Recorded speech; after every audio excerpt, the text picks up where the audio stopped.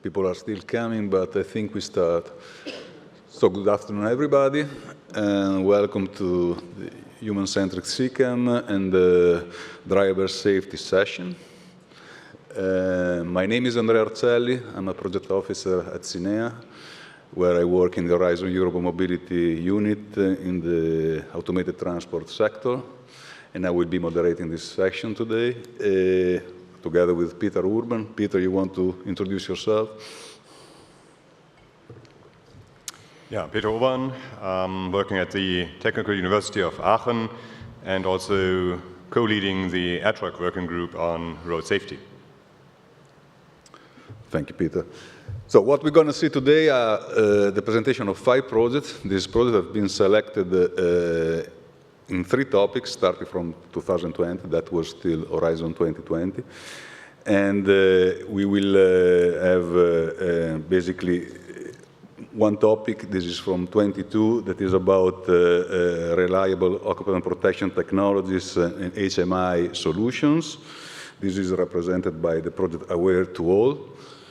And then the second topic is about human behavioral models to assess the performance of CCAM solutions compared to human-driven vehicles. And these are represented by FITDRIVE and BERTHA. And finally, the topic of 2020 is about road safety with a keen eye also on transitional aspect of automated transport. And this is represented today by FITDRIVE and PANACEA. Well, yeah, this is basically what these topics are about. The first one, as the title is quite straightforward, is about the development of protection systems that take into account the different positioning inside the vehicles and the postures of the driver. And at the same time, HMI technologies are able to support mixed traffic scenarios and detect the condition of the driver, passengers in this case, because of course, and able to give back the control to the driver in case the operational design domains limit is reached. The second one is about developing a human behavioral model that is much more advanced than what we have today. So taking into account those, let's say, parameters that might affect the driving behavior of a specific person due to external and internal factors, so let's say like fatigue, but also lightning or other conditions. And these parameters and this model should instruct the development of new parameters for the automated transport to support a higher predictability and acceptance by the public. So in the way that it will be easier to also run simulations that are more real life than what we have now. Last but not least, the third topic was again more about safety, but with a keen eye on transitional aspect to automated transport. So it was about technologies able to detect the fitness of the driver, also considering impairment substances, and also fatigue. So I think we have plenty of time today, but let's go with the first speaker, that is Oyana Otegui. Oyana is presenting for Aware to All. Oyana worked at BMOC, where she leads the Transport and Security Division. She has extensive experience in cooperation between academia and industry. Research fields where Oyana is working is artificial intelligence, data-driven mobility solutions, and communication systems for the automotive sector. She is also part of the executive boards of the CCAM partnership. Oyana, the floor is yours.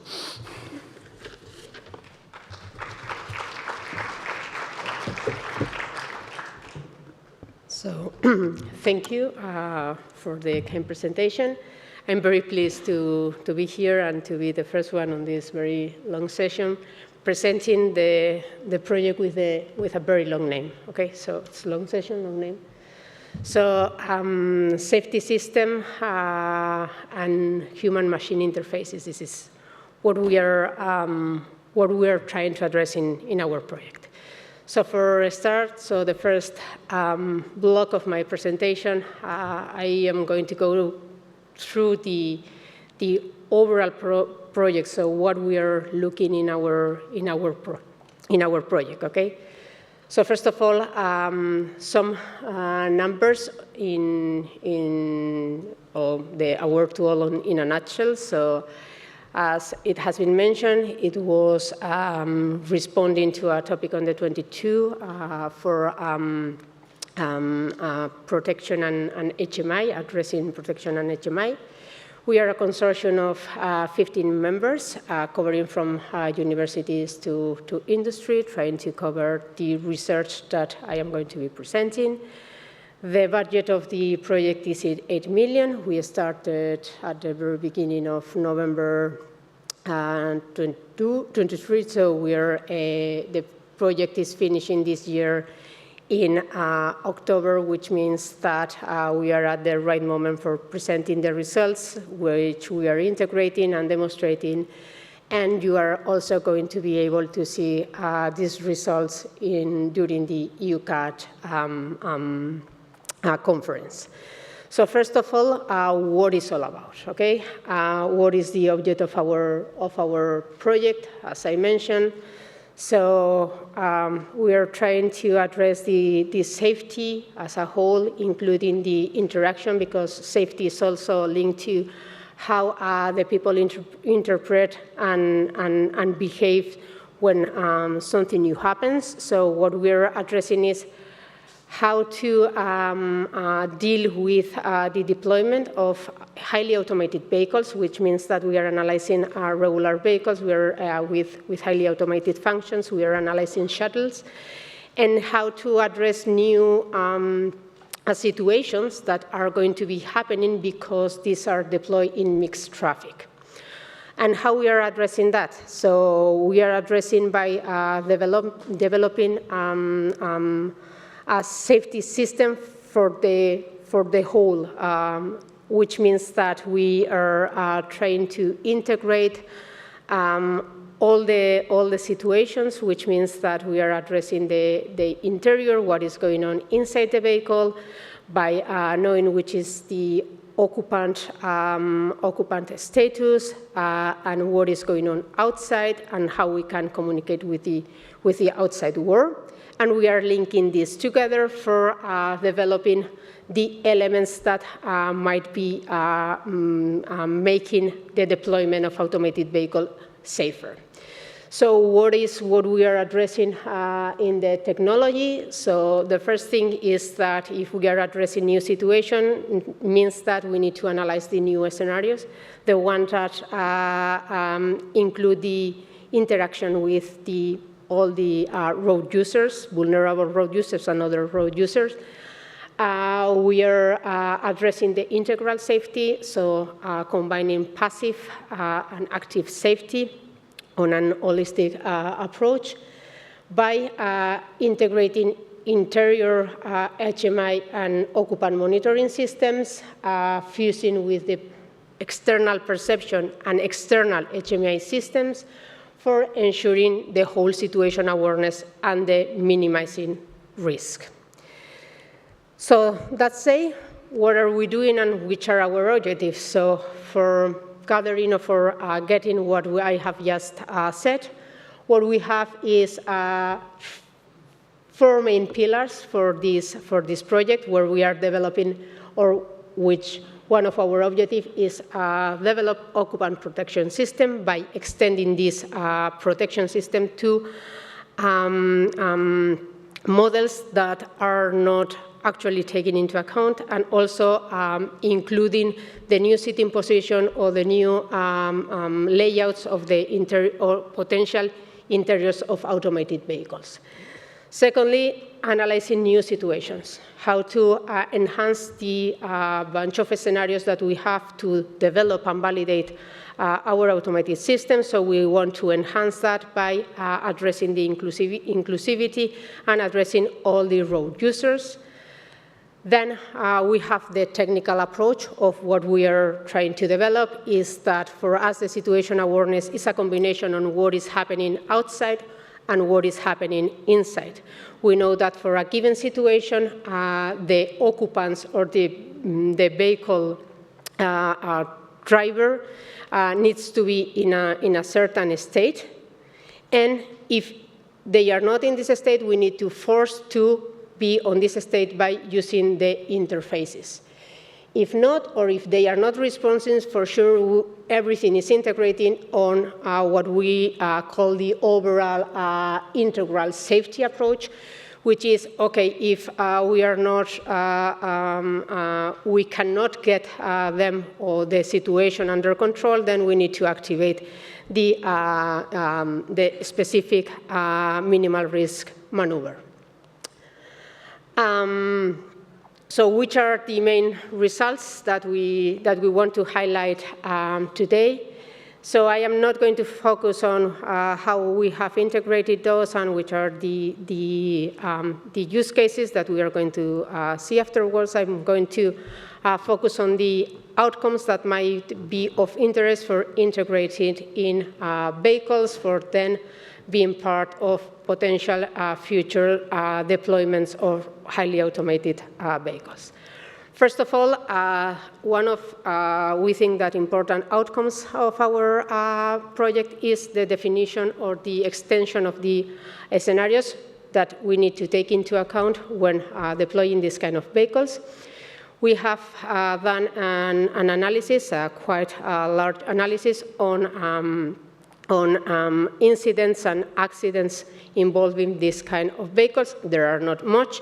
Then we have been sitting with experts, with our people to try to address and define which are going to be or what could be these scenarios from different perspectives. So the first, which is the problem identification from different perspectives, how it involves the outside of the vehicle and the inside of the vehicle, and with that, what we have defined is a set of scenarios of interest.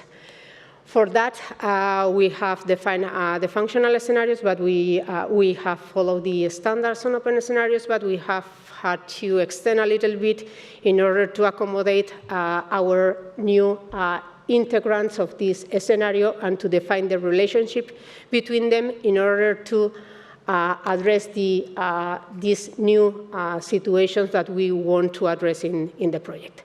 So we have extended a little bit how to address that in the scenarios, and hopefully at the end of the project we will make these scenarios available for future research. The second big advance is the passive safety, where we have addressed, first of all, we have our use cases and our personas. So the first thing is that we needed to adapt the simulation, the occupants' systems by addressing what nowadays we don't have. So we have extended not only the models to, for example, to address more females, but also to address the inclusivity. So we have developed several models that then we have run in our defined scenarios. Secondly, knowing that we do have addressed different setups or interiors, we have studied different ways of protecting the occupants by designing a new airbag that, if we are able, we will be showing in the EUCAT. And finally, we have also studied how to address or how to optimize the architecture, the cabin interior, and to be more resistant to the impact. Then, regarding the occupant state monitoring, there are a lot of approaches in the market that are measuring different things.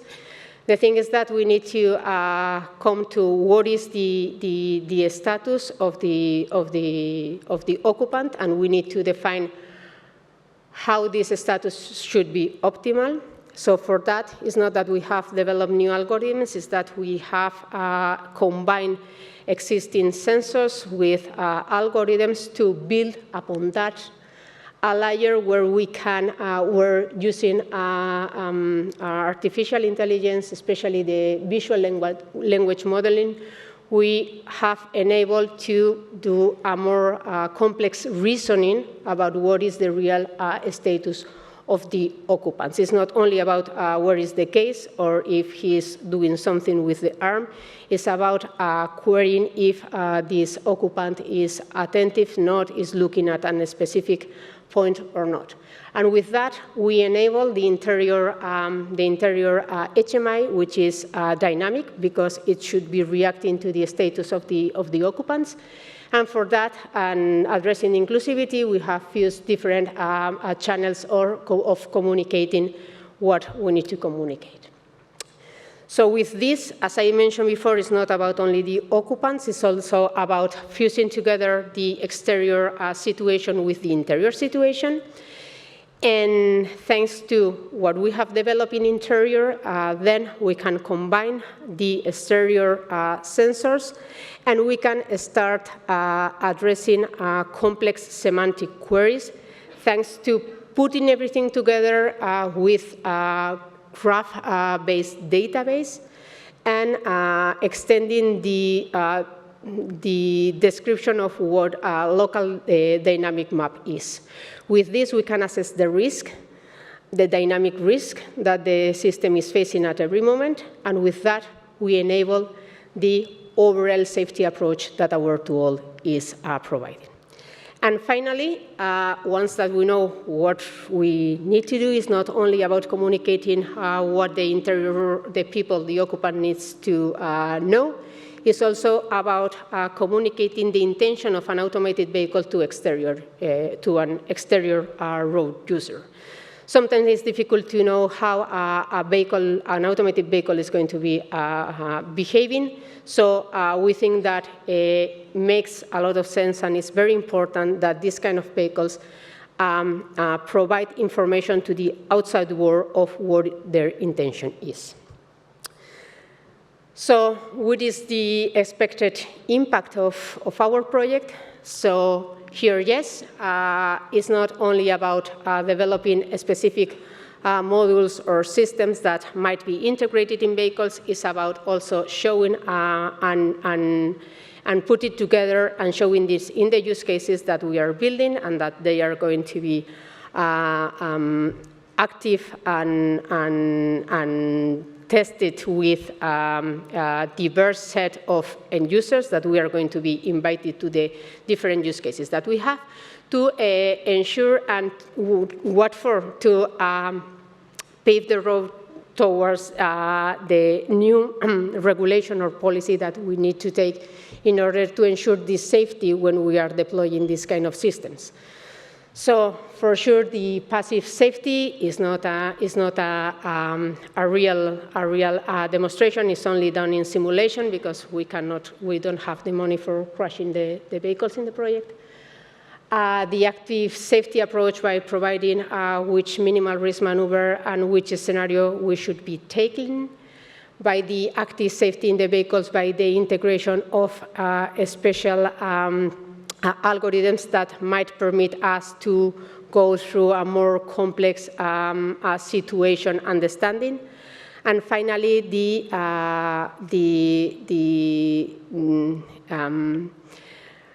importance of pushing forward the need of an exterior HMI. One more impact. So as we have addressed from the very beginning the inclusivity, so we have included and we have involved since the beginning of the project different associations in order to ensure that we are covering the needs and we are not leaving anyone behind. So we have been having a workshop to address the requirements that have been served to develop all what I have been showing. And these people are also going to be the volunteers that are going to be testing and validating our use cases.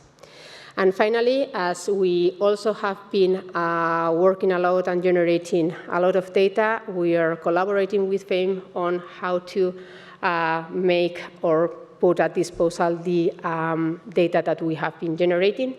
The scenario data is one, but another data that is quite important for us is a large data set, including interior monitoring, occupant monitoring, which is something that you cannot find easily in internet, and which is crucial for developing and validating any of the solutions that we are doing in our project.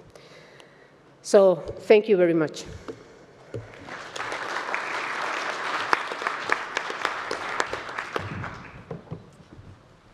Thank you very much, Oyana. Anyway, as a rule, if you have a specific question on the presentation, you can go ahead now. For more general question, maybe we have a space at the end, and we can keep for the end. Any question on the presentation of Oyana now? No, apparently no. So we move on with the next speaker, is Vincenzo Punzo from the FITDRIVE project. Vincenzo is a professor at University of Naples.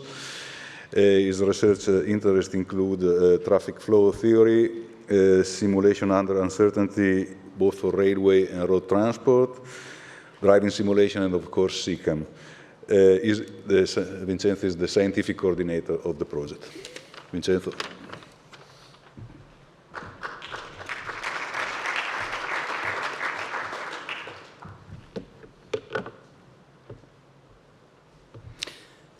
Good evening to everyone. Thank you very much, Andrea, for the presentation. So,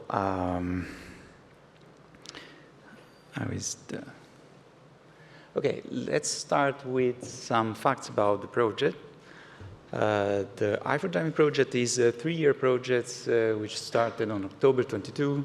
It's an research and innovation action, and it is expected to end by this September, but we had major and unforeseeable delays, so that we asked the Commission for a prolongation of some months, so hopefully we will have still 1 year to the end.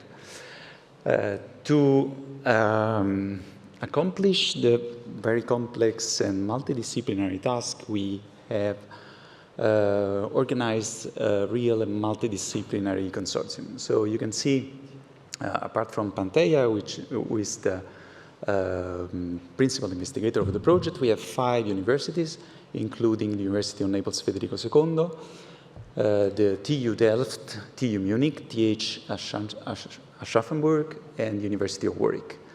We have 3 research institutes, VTI CTAG and the Italian National Research Council, 1 software traffic simulation software company, IMSUN, 1 government agency on road and traffic, RDW, 2 first-tier suppliers, ZF and Denso, and 1 reinsurance company, which is Swiss Re. Well, the vision of the project is to provide a credible and realistic human road safety baseline for virtual assessment of CCAM systems. And in order to do so, we will deliver a library of credible models of heterogeneous human driving behaviors. And here the keywords are credible and heterogeneous behaviors. And this will serve a standardized multi-objective evaluation framework of ADS, and we will see some target application at the end. We have a number of ambitious targets. You see some of them here in the slide. So we are concerning improved calibration performances, rate of success on Turing test, validation Turing test of these models, and open codes and open data sets from 4 different driving simulator experiments and 2 test track experiments. So this is in a nutshell the methodology that, as you can see, is a one-to-one mapping to the working package of the project. So I'm sorry, I do not have a pointer, or maybe this. Okay.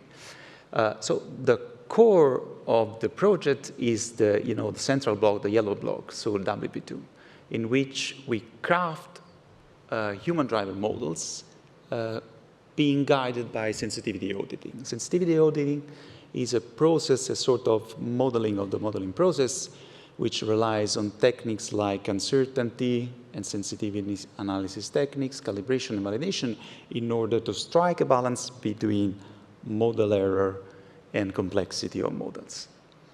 And at the first phase, this model development process has been fed with data from existing data sets, so working hypotheses from scientific literature, and also as a result of mining existing data sets. At the second stage, this model developing process, which is, again, the central block, is part of, let's say, a bigger outer loop here, which involves first gathering data from driving simulator experiments in order to capture the heterogeneity of driving. And this heterogeneity is then encoded into the models through calibration, the second blue one. And finally, these calibrated models are validated against data coming from test track experiments, both in urban and extra-urban scenarios. These models corroborated in this way with this data are then applied in 5 target applications, which constitutes a scalable and structured framework for the evaluation of ADS system. So let's start with the driving simulator experiments. You see here, as mentioned, the idea was to use this data in order to develop, calibrate, and validate models. And the important thing is here to capture the heterogeneity of driving behaviors in different entities, different traffic conditions, and different environmental conditions, especially lighting. And to have meaningful results and comparable between the different sites, we decided to have a common design of experiments, so basically which resulted in the same criteria to choose the population, which whose selection was based basically on 5 dimensions. So age, gender, driving experience, safety level, and just for the urban ODD, whether or not the driver was a regular biker. And we also preserved, we had just a common scenario for all 4 driving simulator sites in order to be able to, let's say, understand the impact of cultural background. So these 4 sites, one was in Italy, one in Spain, one in Sweden, and one in Germany. Of course, with completely different cultural background and attitude towards the driving. And we also clearly applied a number of, used a number of physiological sensors for heart rate, and especially we are grateful to another project, which is FITDRIVE, and previously MindTooth, which developed this brain sensor, which have been very useful also for this analysis. As a result, basically we have 162 drivers completing these runs and actually more than 100 hours of driving. And as a result, 4 open source data sets to be, I'm not sure if are already published or they are going to be published very soon. The experiment has just finished. The second set of experiments that we are still running to some extent is the experiment on test tracks. Again, these are targeted both to non-safety critical conditions and safety critical conditions. As far as the first are concerned, so the objective, the scope is to validate, using this data for validating behavioral hypotheses. Instead, for safety critical conditions, we basically want to verify unpreventable scenario. So in these videos that I'm going to show you, actually we have tested the performances of a human driver, especially this is a professional driver, facing with the cut-in scenario. So, and of course, the reference is the automated lane keeping system regulation. And so you will see that the cutting-in vehicle is the UFO platform, and the ego vehicle is driven by the professional driver. And now you can see also the audio. The co-pilot is explaining the setting of the experiments. So basically, the driver will try not to avoid the target, and which means that basically he will try just to rely on braking. And if it is not possible to safely brake, then he will make an avoidance maneuver, but just to avoid, to brake the UFO. And so what you will see, we have, of course, a common a fixed speed. There was a speed limiter in order to be able to see the true moment in which the driver lifts the foot from the acceleration pedal. And you see, this case was, I would say, unsuccessful. So in the AELKS regulation framework, this would have been a crash, because the driver was forced to make an avoidance maneuver. In this way, we are basically able to identify the boundary between the region of preventable and unpreventable scenarios. The experimentation are just finished, so I'm not able to show you the results, but of course the idea is to put this data on these diagrams, which in this case refer to already existing model applied in the regulation, in order to validate the I4Driving models. Well, what are these models? Well, we started from very simple models, so from, let's say, I would say engineering models, from traffic flow theory that, despite their simplicity, are an incredible predicting power, but still they are not able to mimic unsafety situations, so behavior in unsafety situations.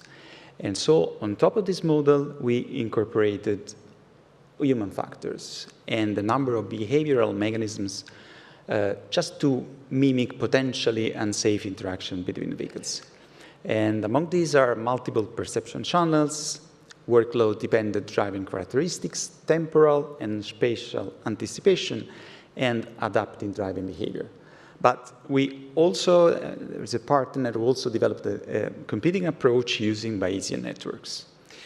These models have been implemented in OTS, which is open source traffic simulation, micro simulation software, and AMSON, which is a commercial simulation platform.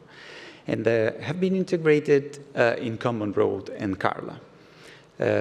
Of course, we have identified some core test scenarios, especially in target applications, but these models enable both scenario-based and traffic-based evaluations, of course. But we will see something more later. So, key point, of course, is, as mentioned, the credibility of models. And this is the hardest part, I would say.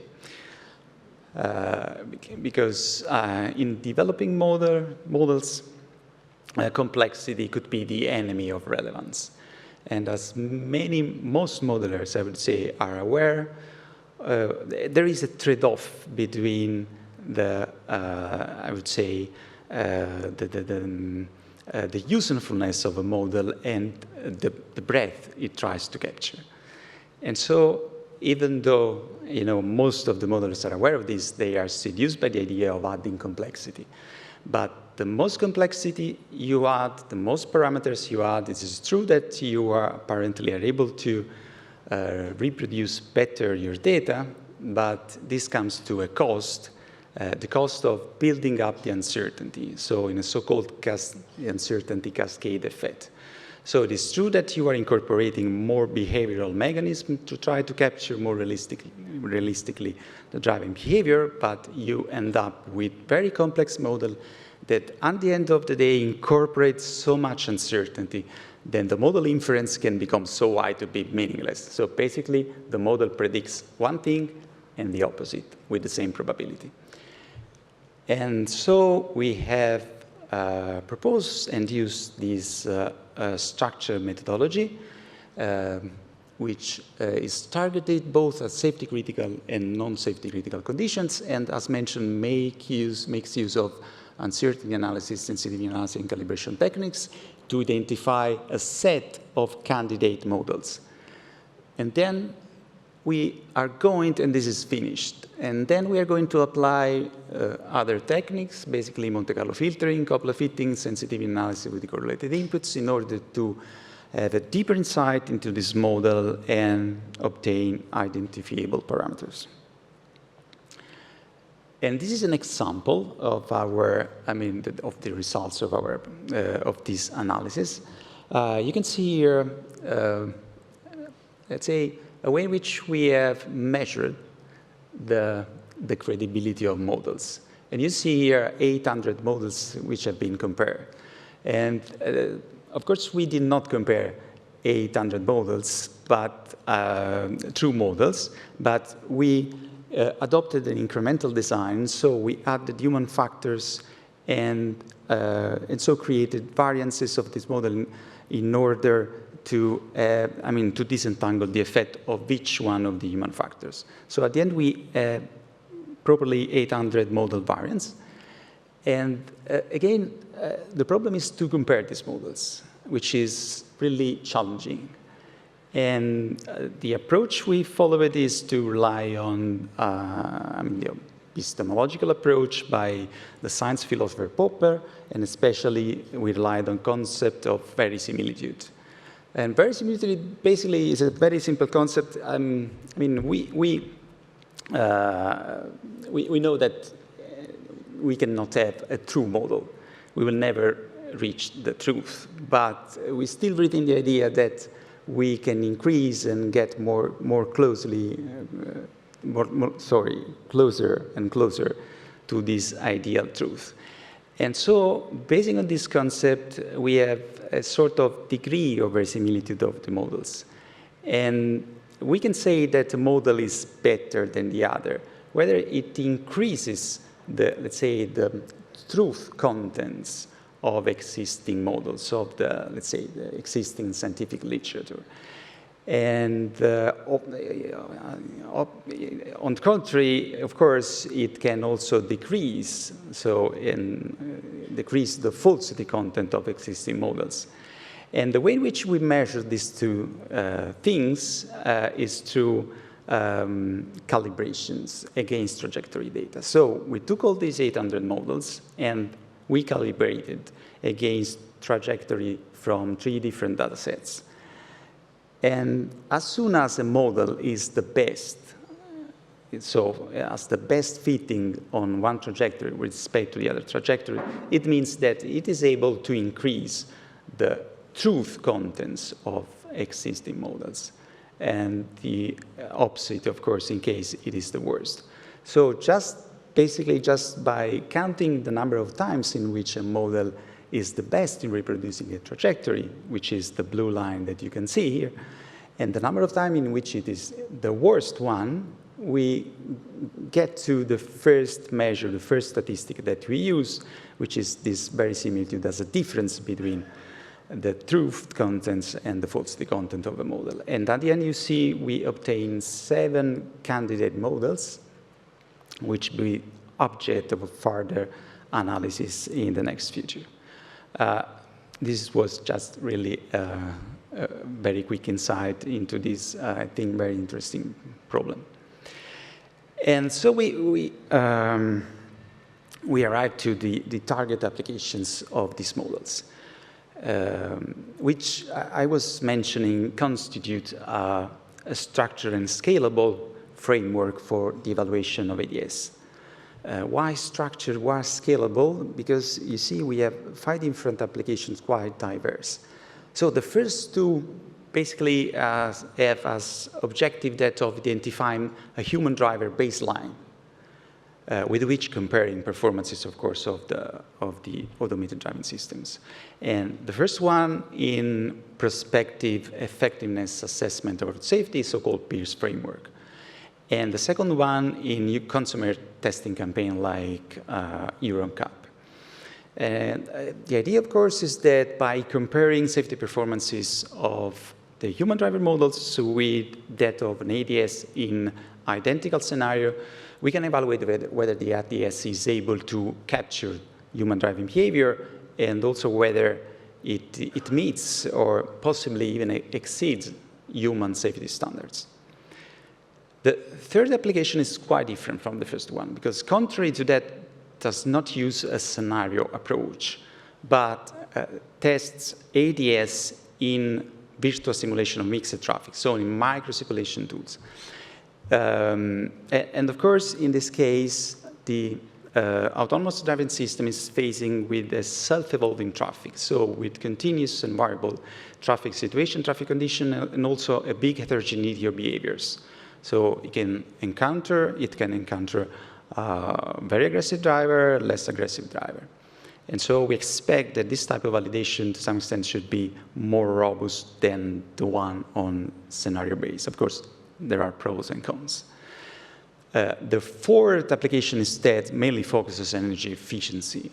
And in this case, we want to evaluate which is the impact of the interactions of ADS with human-driven vehicles. And so how the interaction with human-driven vehicles affect the acceleration-deceleration pattern of an ADS, the stopping of behavior, the adaptive driving behavior of the vehicle. And finally, the fourth applications concern insurance. So we seek to quantify, let's say, the risk factors of ADS by comparing safety performances of the two of the ADS and I4 driving models.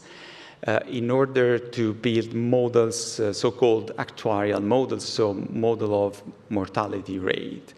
And this is intended to support, of course, the developing of risk-based insurance premiums. Of course, also to inform discussions about, let's say, the legal responsibility of ADS in case of ADS-related incidents. So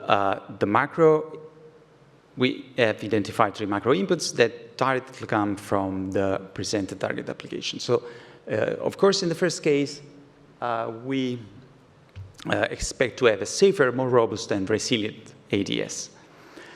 And of course, this directly comes from the human road safety baseline, which is the basis for the multi-objective evaluation framework that we have just seen, which is expected to improve the type approval process, consumer testing campaign, as we've seen, but also the industrial development of ADS, and of course also to contribute to insurance qualification scheme.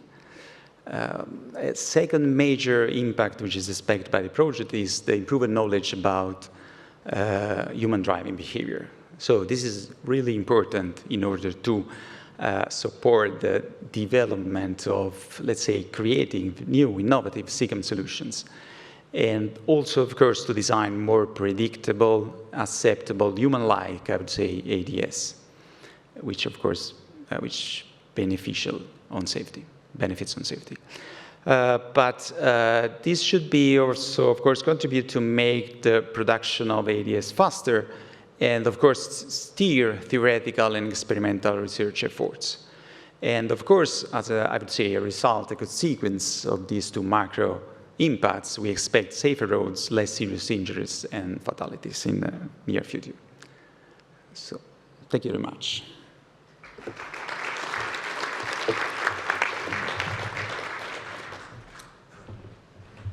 Thank you a lot, Vincenzo. Any question for I4 driving? Or we keep it for the end? Okay, so the next presentation is from the project BERTHA. Has always been selected in the topic on the development of behavioral models. It will be presented by José Solaz. José works for the Instituto de Biomecánica de Valencia and is the head of the innovation in the mobility and smart cities. His research areas are human factors, human modeling, and the development of mixed traffic scenarios. José is also the leading of the Spanish national initiative Medusa, about the intelligent solution for human-centered autonomous driving. Cos'è? Rio.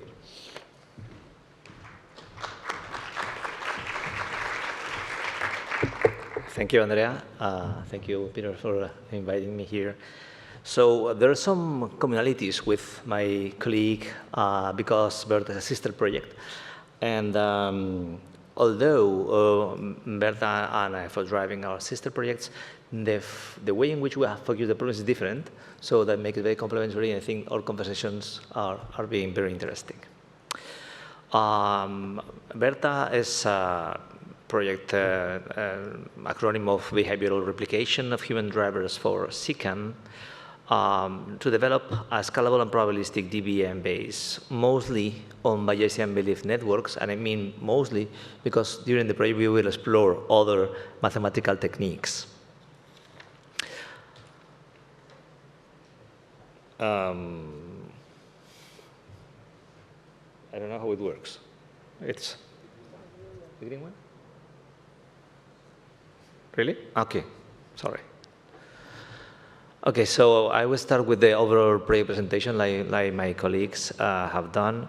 BERTHA it's a project that started late in November 2023 and will finish it 31st of October 2026. As I mentioned before, the name is Behavioral Replication of Human Drivers for CCAM. Later we will see why we focus on the word replication differently from the focus of my colleague. The goal is a safe, resilient transport and smart mobility services for passengers and goods. And IBP is the leader of the proposal. But although being the leader of the proposal, this is a very orchestrated, a very communal project in which we have merged specialties in different fields. Indeed, during the project, you will see in the consortium that there's a scientific part, so represented by IBB, but the Université Gustave Eiffel, with CEDAUT, with the Universitat de Valencia, with AET, with VEDECOM, but also DFKI and CVC, but there are also clear industrial application with Smart Eye, Continental, and also with Vortex and Capgemini. So I think it's a good example of transfer between science and technology and application.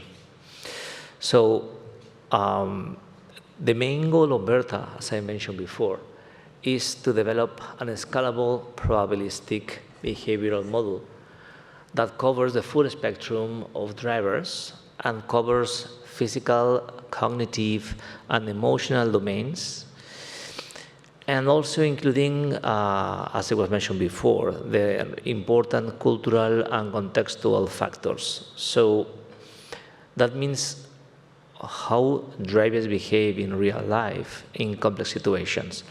And as it was also mentioned before, this is growing more and more. We're thinking that the autonomous vehicle will not be direct level 5, as all we know, but will deal with complex mixed traffics. And not only that, but we probably find in the market some products related with packages to increase safety, to increase automation, that won't be really level 3, might be like level 3.5 or 3.6, as I've heard to some partners. So all these products needs to be obviously focused from the perspective of the users, the drivers.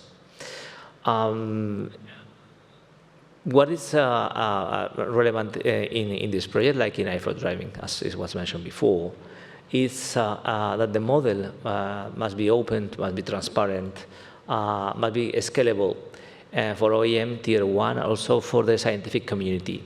In the exploitation plan that's under review, we will explain how can we reach that. But basically, we will see the concept of hub, we'll see later, and how it deals with this open source and how we can share scientific data and results.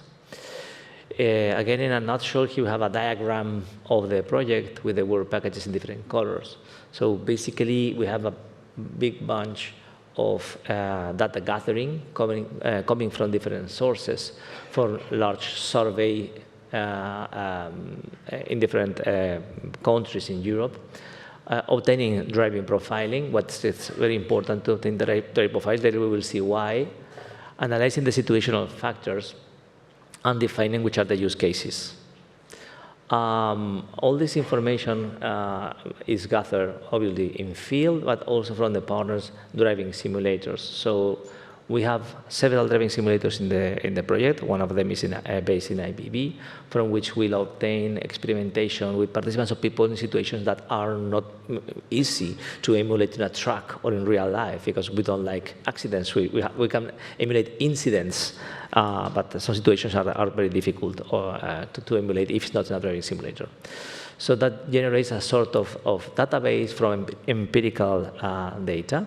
And we also are gathering data coming from tests doing in closed track from our colleagues from CITOUT, and also getting data from real vehicles, from Europe Car, that's one of the partners of the project. So we have plenty of different data sets, some coming from surveys, some coming from tests with real vehicles, some coming from closed track tests, another coming from driving simulator.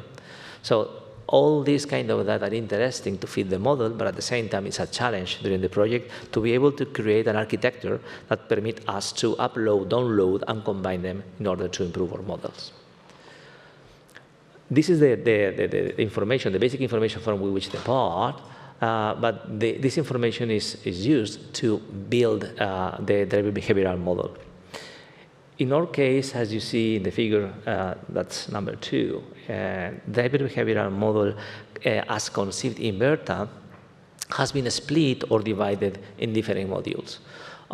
Instead of using a macro response of the driver, like the situation, then the driver solves the situation, we have split the problem into the perceptual part. So we have a perceptual model, decision-taking model and risk analysis model, an emotional model, and a motor and control model. So in some manner, we have several boxes that communicate one with the other, mimicking in some manner the mind processes that happens when you are tackling an action from the perception to the decision. Okay? That somehow makes the model, from our perspective, robust, because each one of the boxes by themselves is self-contained. I mean, each one of the boxes can, besides communicating one with each other, and later we will see how, with the building of the Bayesian-based DBM, that what makes the Universidad de Valencia is integrating all the communication between the different models, also permits to the Tier 1 and the OEM to make use of only parts of the model in order to improve their existing ADAS or existing incoming systems. Right now, we are still testing in the driving simulator, but the main results of the activities that we've been carrying until now are first, the use case definition, that is critical in order to start working, to characterize the driver spectrum. So we have making surveys in 5 different countries to analyze and cluster driver reactions that are different. Obviously, it's a cultural influence based on characteristics and performance. We have defined in detail, before going to the software development, the modules, the perceptual module, the risk awareness, decision-making, the affective and motor control, that different boxes that communicate one to the other, as I said before. To characterize the influencing parameters beyond the driver, that's the situational parameters and situational factors, and also to characterize in relation to vehicle response with respect to driver's perception and reaction. So here in the right, you can see some use cases definition, that the collision risk avoidance on highway, intersection on highway, pedestrian crossing in urban area, left turn at urban intersection, and pullback on urban highway. So different cases that have been analyzed. And also on the bottom right side, you can see somehow the diagram of communication between the modules. In Work Package 2, we have establishing the foundational data structures for a driving behavioral model. As I said before, data come from different sources. We need a common structure. That's quite important before starting to develop the model, to understand how we are going to organize the data. The data format and acquisition principles to develop a standardized data acquisition and sharing requirements, and a methodology for basic simulation environment and advanced technology acquisition. In this project, when I mentioned before that we're working in driving simulation, we are working on Carla platform developed by CVC. That's one of the partners of the project. The main advantage of Carla is that it's very easy or feasible to emulate LiDAR, radar, or any other system that we want. And at the same time, from a developer perspective, I think it's quite, I wouldn't say easy, but I think it's quite understandable how to work with this platform. In Work Package 3, Capgemini is working on the Open Human Behavior Hub. The Hub is a platform in which we will upload each component of the model. The model itself composed is this Bayesian model, and also the part that conform them, in order that this basic model can be downloaded by the research community and work with it, and also will be a repository of databases. The idea of this hub is that it will make able to researchers to make grow the model, and this is why, again, using the Bayesian models permits scalability and further growth of this model. This is one of the advantages of this kind of methodology of delivering models. Right now, we are mimicking this structure, this architecture. If you can think, it might look like the GitHub structure, in which you can have a main branch, and then you have sub-branches that might belong to different research groups, or that might belong to different companies. So you can have this common knowledge, and then sub-branches that belong only to you, because you are using part of your own information to feed the model for your own purposes. So it has a twofold. On the one hand, it has a scientific approach, and on the other hand, it's an industrial approach. It's something that was developed at the beginning of the project. In Work Package 4, we are evaluating the application of human-driven behavioral modeling in CCAM technologies. So we are selecting the proper Carla maps for deploying the defined use cases, and we are using a centric to program and generate the multiple instances of the scenarios. So we will store the generated scenarios in the global BERTHA GitHub repository, as I said before, in order to be shared. Regarding the hub that I mentioned before, what we are defining are the architecture, the data format requirements, software in the loop, and something that we want to include is human in the loop. Software in the loop testing is something very classical. You give the code to the Carla and give you an answer about how good or bad your system behaves. Human in the loop means that we, in some manner, want to be able to make in the future new tests with the driving simulator in new situations in such a manner that we can upload that scenarios in Carla. So this is one of the purposes also of the project, to keep it alive. The idea of Carla, the idea of BERTHA is not finishing when the project ends, is to develop an architecture that lives longer. Okay? Obviously, to live longer, you need resources, but the idea is to leave the architecture open during a certain period of time. Which are the actual achievements? So we have identified a model of influencing factors like driver, situational, and vehicle factors, and the interaction with personal factors. So we have found 8 different situational factors related with traffic complexity, driving speed, illumination, weather, predictability, and so on, and different personal factors. It permits us to develop like 5 archetypes of drivers, which are very useful to define the behavior of the ego vehicle, and also the behavior of the other vehicles that are simulated in Carla or in other systems. To do that, we have made a survey of 4,700 drivers from 5 countries, as I said before. So we have these different driving behavioral archetypes. Why a driving archetype is important? Sometimes when we think about the ego vehicle, or about the other vehicles that appear on the road, most of them share the same behavior. And mostly, this behavior is not real human. Generally, it's based in simple rules in which you have an emergent behavior, an emergent response, like in a colony of ants. You have simple response that, when you put it together, generate look like a complex response. Our idea is that each ant is intelligent, the ego vehicle and the other vehicles are intelligent, and they have different behaviors, because we are not all the same kind of drivers. So we are trying to represent different responses. That means that we should tune or fine-tune each one of the boxes or the models inside this driving behavioral model. So this DBM is a box that contains several boxes that can be fine-tuned to mimic different kinds of drivers. One of the important topics also to take into account are the standardization, safety and standards. So we have our colleagues from CIDAO doing that work related with Work Package 5. So the idea is to think about how are going to mimic or to make that the scenarios or the use cases are similar to the criteria and the scenarios that are going to include in the Euro NCAP. So anticipating the evolution of the protocols in the coming years. Something that I think is very important in BERTHA is that we have a close contract with FITDRIVE, our sister project, with PANACEA. We have had bilateral EU-Japan meetings in automated road transport.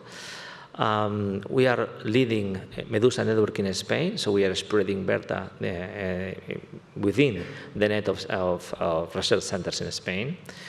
We presented BERTHA again in the CCAM multi-cluster, and I think what's in UK 2025. And I think what's very important, we will lead a workshop during the 30 Intelligent Vehicle Symposium based on the BERTHA results, and I think you are able to come, because I think it would be really interesting. So in the mid-long term, BERTHA will try to revolutionize or to change the driver behavioral modeling, so to develop a robust and scalable probabilistic driver model. I think we share in that sense the same objectives that I for driving. So it's a complex and new way of thinking about modeling the driver. If it is done properly, that means that it will be easier and safer to analyze the new CCAM. So that will foster or accelerate the adoption of this technology. And besides, our idea is that the trust in this kind of technology also improves, because the behavior of the answer of the system, of the elements or avatars inside the simulation are more realistic. So it will reduce the adoption time frame. It will set new industry standards. I think we will open new collaboration opportunities.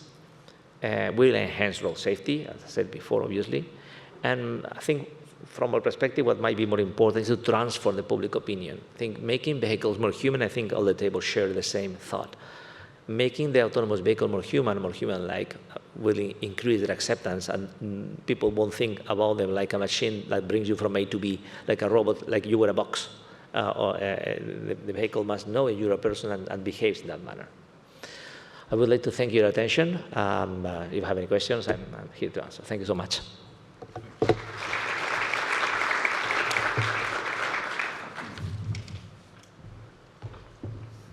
Thank you, Jose. Any question for BERTHA? No. So then we move to the last two presentations that are on the topic of driver safety. The first project presenting is FITDRIVE, presented by Martin van Gasteren. Martin is a Research Innovation Manager at ITCL, Technology Center in Burgos, Spain.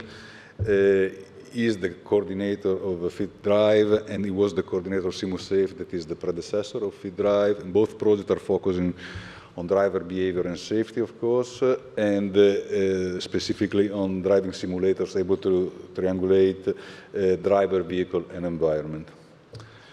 Martin.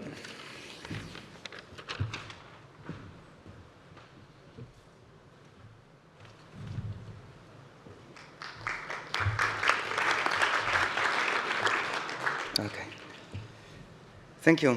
Thank you for having me. And I try to keep the attention here. As late already, we've seen so much interesting presentations, but let's talk about FITDRIVE, a monitoring devices for overall fitness of drivers.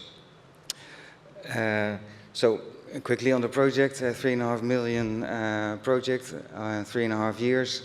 until February 2025, which is now. So we are now in the final bit of the project. And a consortium of 9 partners, 3 from the industry, 3 stakeholder associations, 2 universities, and a research center, which is ITCL, which is where I'm working at.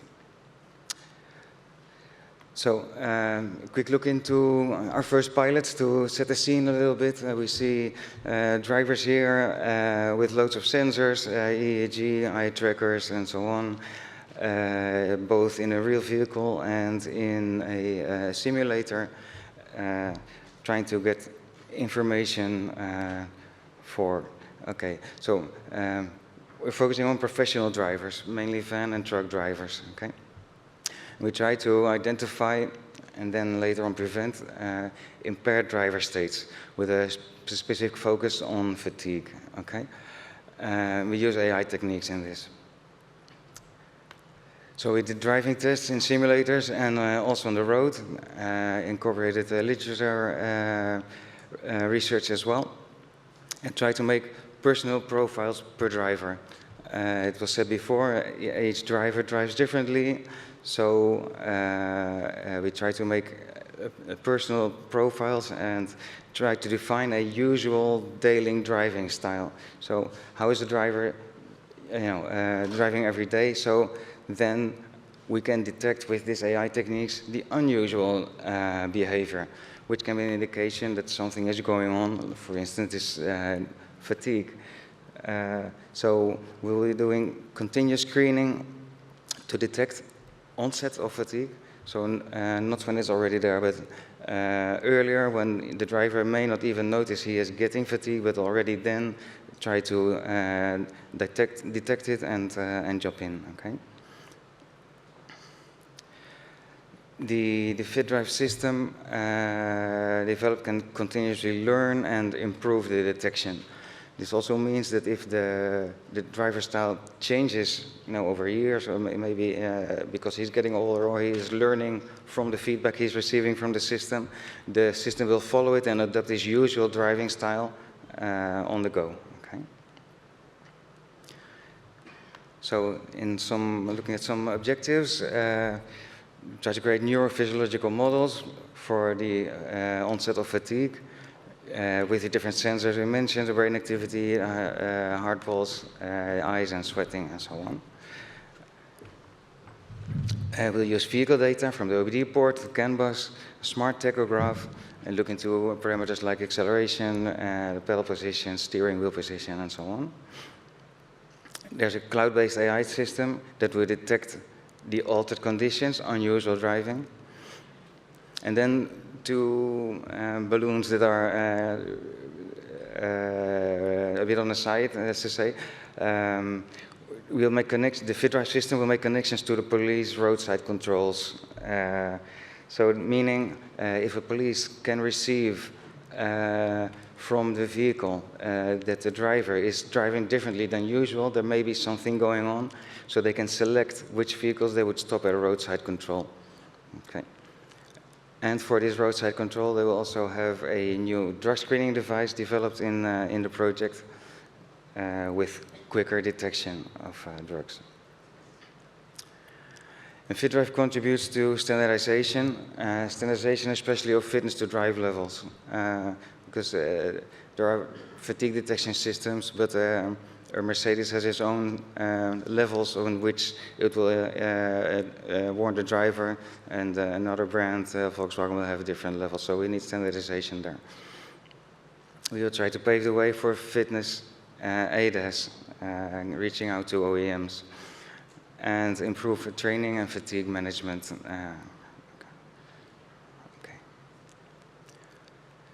So as in results, I was asked to look into digital twins. Well, the simulators we've been using.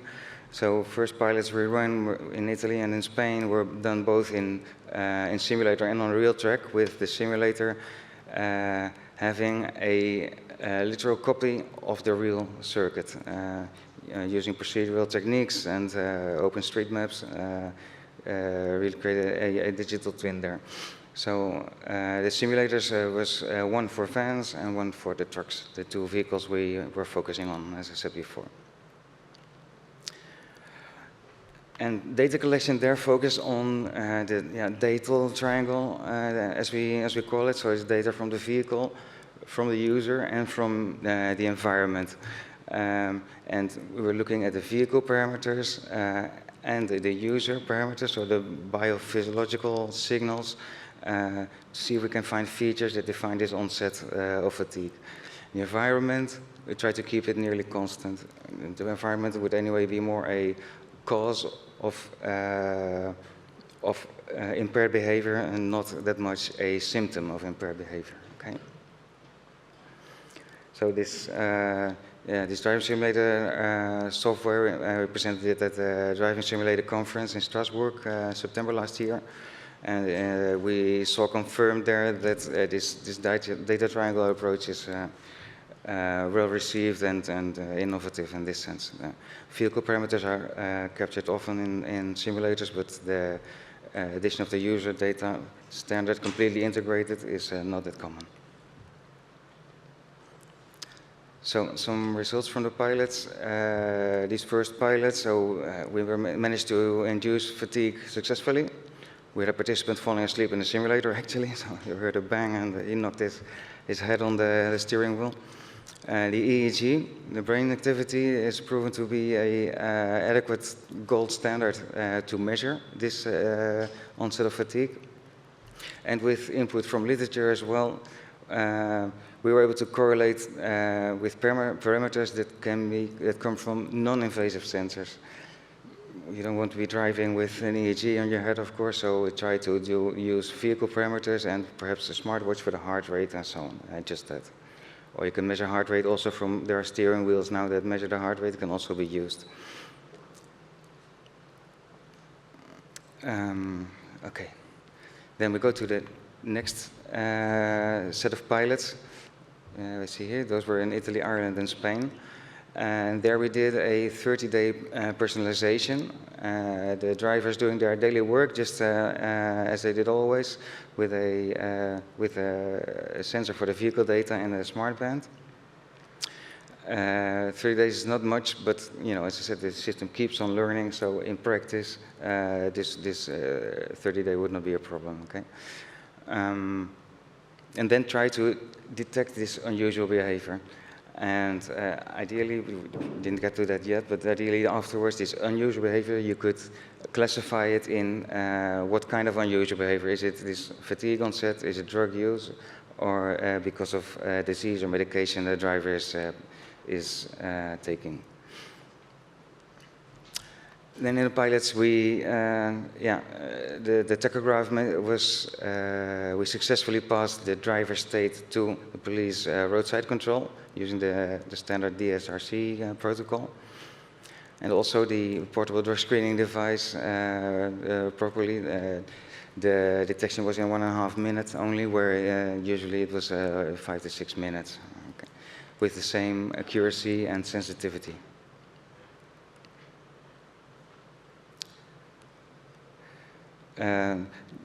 Analysis of all this data is still ongoing, so I don't have final results, unfortunately. What I can tell, we have stable individual AI models, which is very good. And then the detection of unusual driving has an initial average accuracy of 60%. This is improvable, but yet at the same time also promising. Taking into account we had only 30 days of training, unsupervised training, we do think that this is the good way to go. And yeah, as I said, analysis is ongoing, so I hope to further improve these figures. Perhaps interesting to have a quick look at relevant features. So what kind of features are we looking to make these models? Those are very comfortable features to work with, I would say, with like acceleration, the RPM, speed, and also the heart rate. Interesting, for instance, we saw that with the onset of fatigue, the heart rate is going up a little bit, while as you are really fatigued, heart rate goes down. but it seems like the body starts noting the fatigue coming and starts working a bit more, so the heart rate goes a bit up. And this graph to show the importance of individual modeling. You see 10 different drivers here, and the use of the accelerator pedal. So the amount the pedal is pushed down, and you see that for some drivers they really are in the beginning of the trajectory of the pedal, and some are more in the end, or they use a wider range, and so on. So indeed, one system does not fit all. Okay. Then in standardization needs, we had a lot of activity going on here. Things we came across with the pilots, we used the vehicle data coming from the OBD2 port. And we had serious limitations obtaining the data from the vehicle. Not all data are available. All the data that you want are, automatically available there. So we were able to patch things, and eventually we did get it connected to the CAN bus for the vehicles that were on the test track, and for the ones that were on the road when the driver was doing their daily work. Only 2 brands, Scania and Volvo, with some extra patching as well. There we were able to get enough data to work with. But this really was an issue. So we looked into the regulations here. This regulation 2018-858 mandates that only a few parameters are obligatory available over the OBD, mainly focusing on the maintenance of the vehicle. Okay, so as a consequence, the OEMs, they promote their proprietary devices with their proprietary protocols. So you have to buy their devices to be able to read the data from their vehicle, which is limiting a lot. So this is a serious barrier for any third-party device wanting to get on the market. And this is a growing market. There are more and more devices out there. Telematics is more and more used because everything is more and more based on data. So from FITDRIVE we initiated a request for an amendment of this regulation. You see a screenshot from the newsletter as well, where we did this, where we seek support from the transport sector. Next week at this time, we'll be at the European Parliament, where we will bring this up and start discussion there, and with the results from that discussion, we will start reaching out to the transport sector to gain support for this amendment, and hope to achieve something there. More standardization needs. We need common criteria for reduced fitness to drive. I mentioned it before already a bit. What is fitness to drive? It exists for alcohol. There is the amount of alcohol in your blood. You can measure that, and if you're above or below some level, you're allowed to drive, yes or no. This differs per country. Ideally, it would be the same for all Europe. Truck drivers going from one country to another encounter different regulations.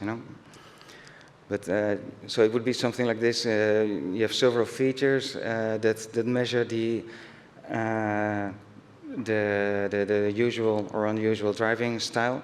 This is just an example. Those are not real values, but you can imagine something like this. You have a range, and if you go out of the range, it will be unusual driving, and that allows, for example, this allows to warn the driver. Of course, take care. You're not driving as you normally do. Perhaps something is going on. The police could act if they can find if it's measurable. Then the police could actually say, okay, you're not allowed to drive, and they could fine it, just like with alcohol use. And also for automated vehicles on SAE 3 level, the car can ask the driver to take over. So if the car knows the fitness of the driver, if his ability to drive at that moment, he may decide not to give the control over, but pull over, for instance. Okay. So this we also managed to discuss in the European Parliament on two occasions. When we're working on the new driver license directive, it's being updated. and their reduced fitness will be included. Unfortunately, they wanted to finish it before the EU elections last year. Unfortunately, they did not manage to do that. And the last thing I know, but it's been a couple of months already, so they didn't pick it up yet and continue the work on the directive. But hopefully we can be there. Next week, in this meeting we have in the European Parliament, we will again, bring this up and discuss it. On our website, FITDRIVE.eu, on the homepage, you will see the event announced with the agenda. Last Monday, there were 9 places left still, so if you're interested, you may come and join us there. So as for impact beyond the project end,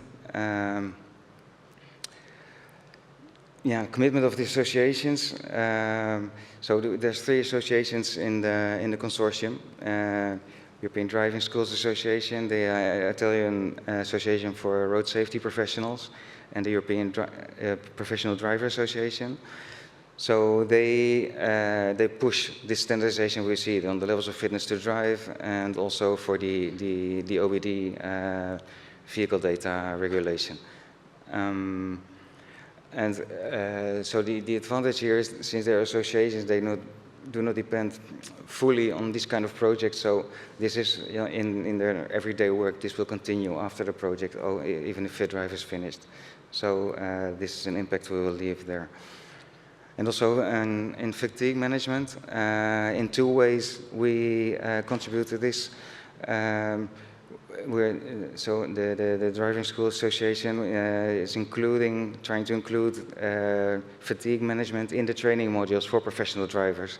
So people learn about fatigue when they're obtaining their license. And also there's a methodology developed for transport companies with a system and different tools that they have to detect fatigue in their company, and how they can fight this and work on it. Okay. And this is the last slide, but not equally important, as I say. So we decided on an open research approach to maximize the exploitation or impact. So we will make the knowledge of the project all available to maximize the uptake by the industry in the end. So we will document the methodology of the FITDRIVE system, how we do it, with results, things that we've been measuring, and recommendations in a concise as possible document, so readable for industry. And then any OEM can, take up the concept and integrate it into their own fatigue ideas. The alternatives would be try to exploit our system or sell it to an OEM and so on. Exploit it ourselves is a very difficult and has low probability of success. To sell it to one OEM, we would reach out only one OEMs, and this way we can reach everything. And since the OEMs develop their own fatigue management systems, the fatigue detection systems, they can pick the pieces that best fit in their system and use it. Also reaching out to administrations and regulating bodies, have everything open, allows, this avoids restrictions regarding, commercial interest, protection of IP. The same counts for scientific publications. The 2 university partners can freely publish all the research that's being done without any restriction from IP issues. The pilot data sets will also be made available publicly.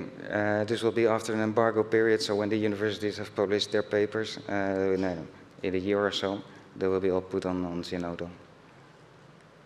Then what's in it for us, for the companies and the research center?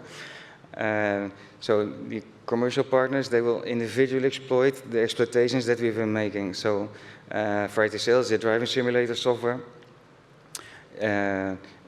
there's a cloud platform for the vehicle monitoring, the drug screening device that we saw, and the smart tachograph as well. This is already last November, a spin-out company started from Aselsan, which is the company they come from. And they created this smart track company now that will do the type approval and the commercialization of the new tachograph. And that is the end. So happy to hear any questions. Thank you.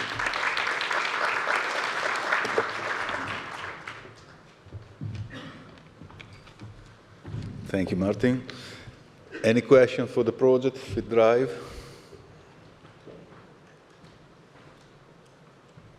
No. Then, last speaker is Anna Nund, Project PANACEA.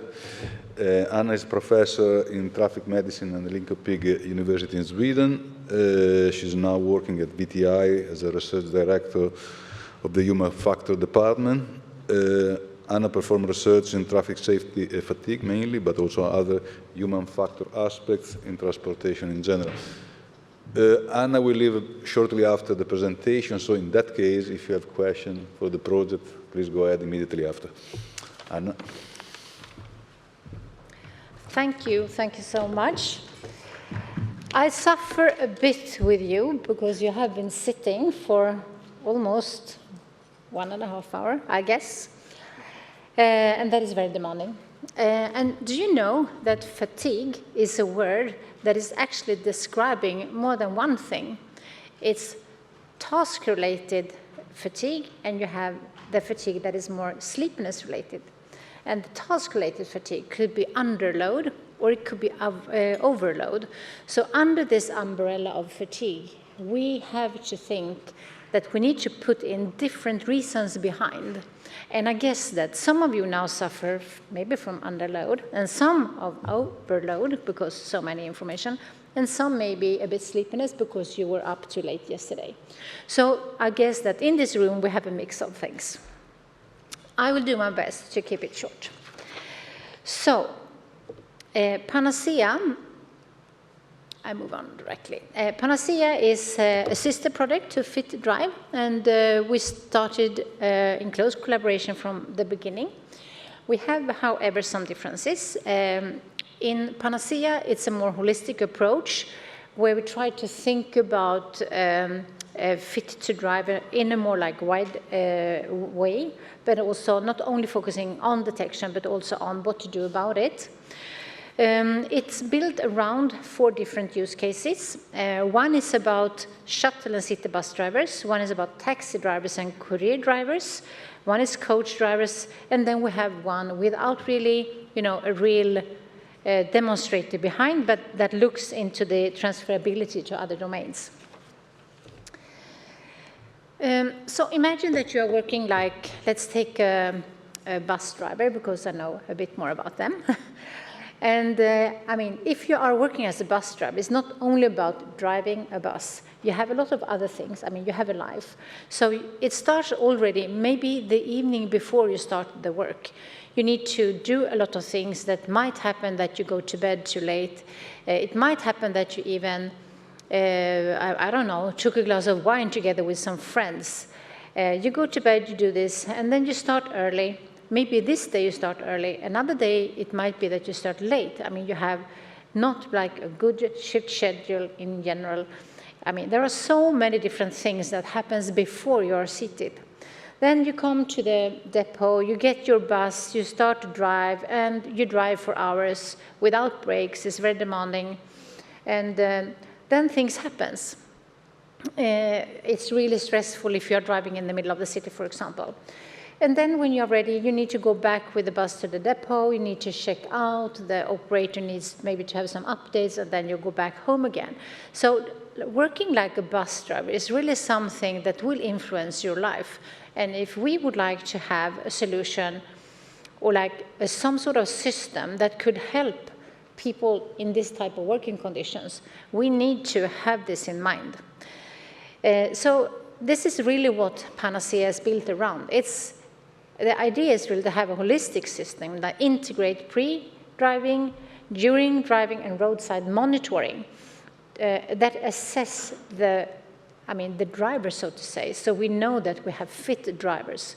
But this is not only a question for the drivers, it's also a question for the operators, for the police officers, and the people working around to make this happen. So we also know that it's not only about fatigue, even though sleepiness is my main research area, but we know that it's complex. We are stressed.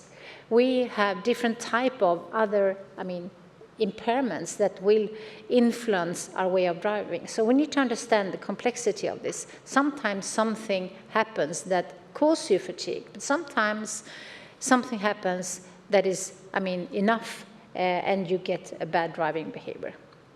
So when we know about the fitness to drive in this holistic way, we need to address different type of countermeasures.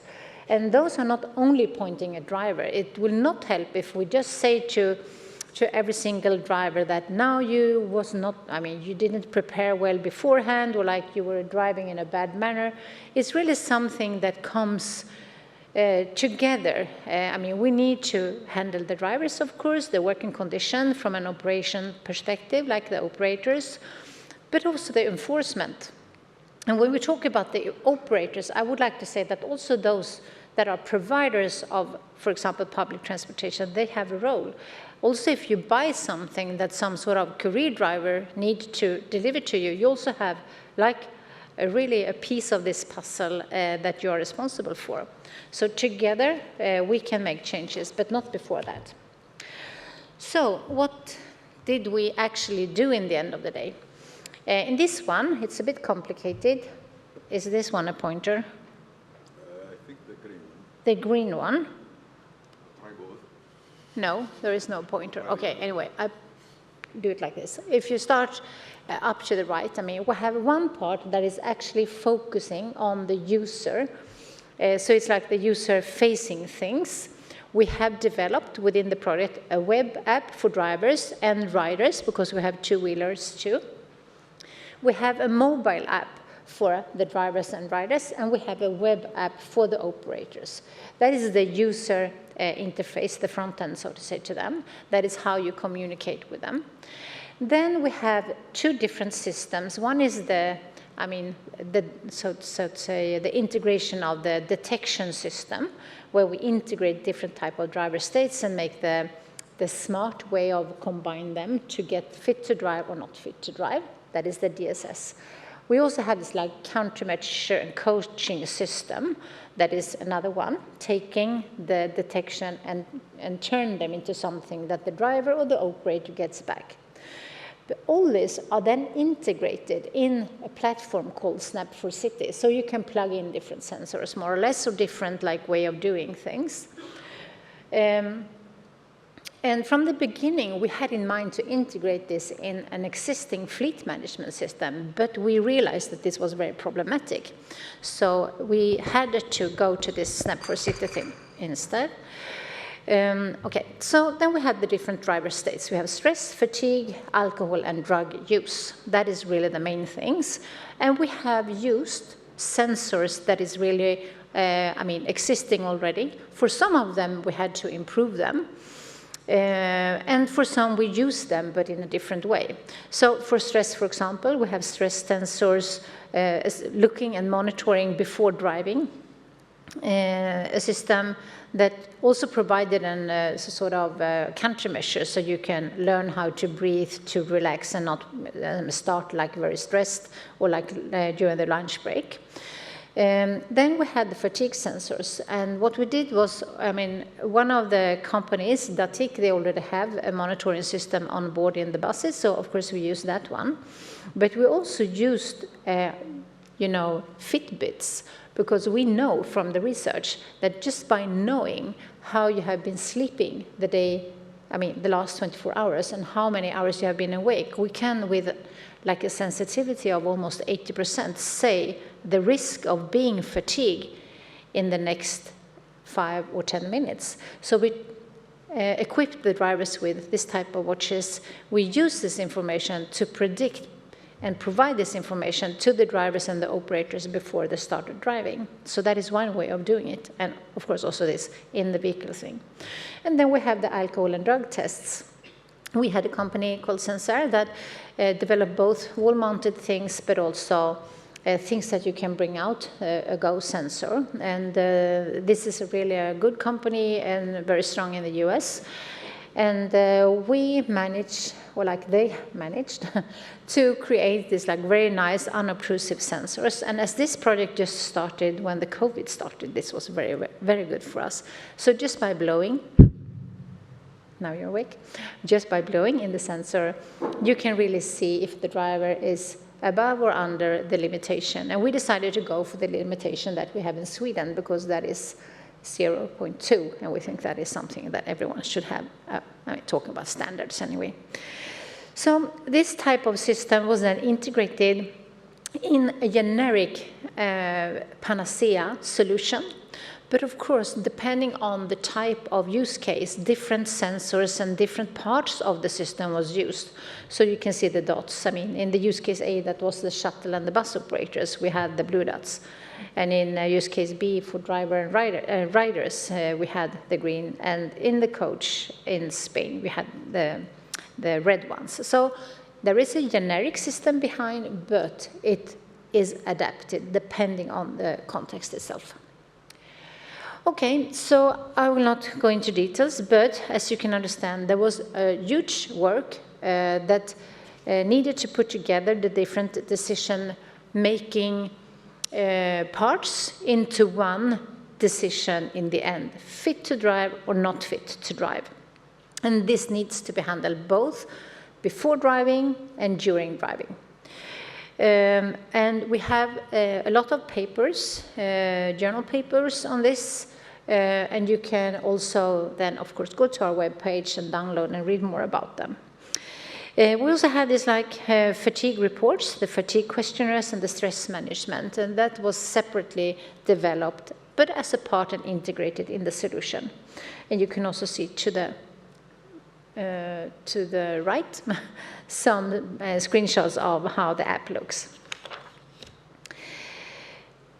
Okay, so as you know, in most projects, you always would like to come and say that everything went beautiful and no problems. And honestly, it went really well.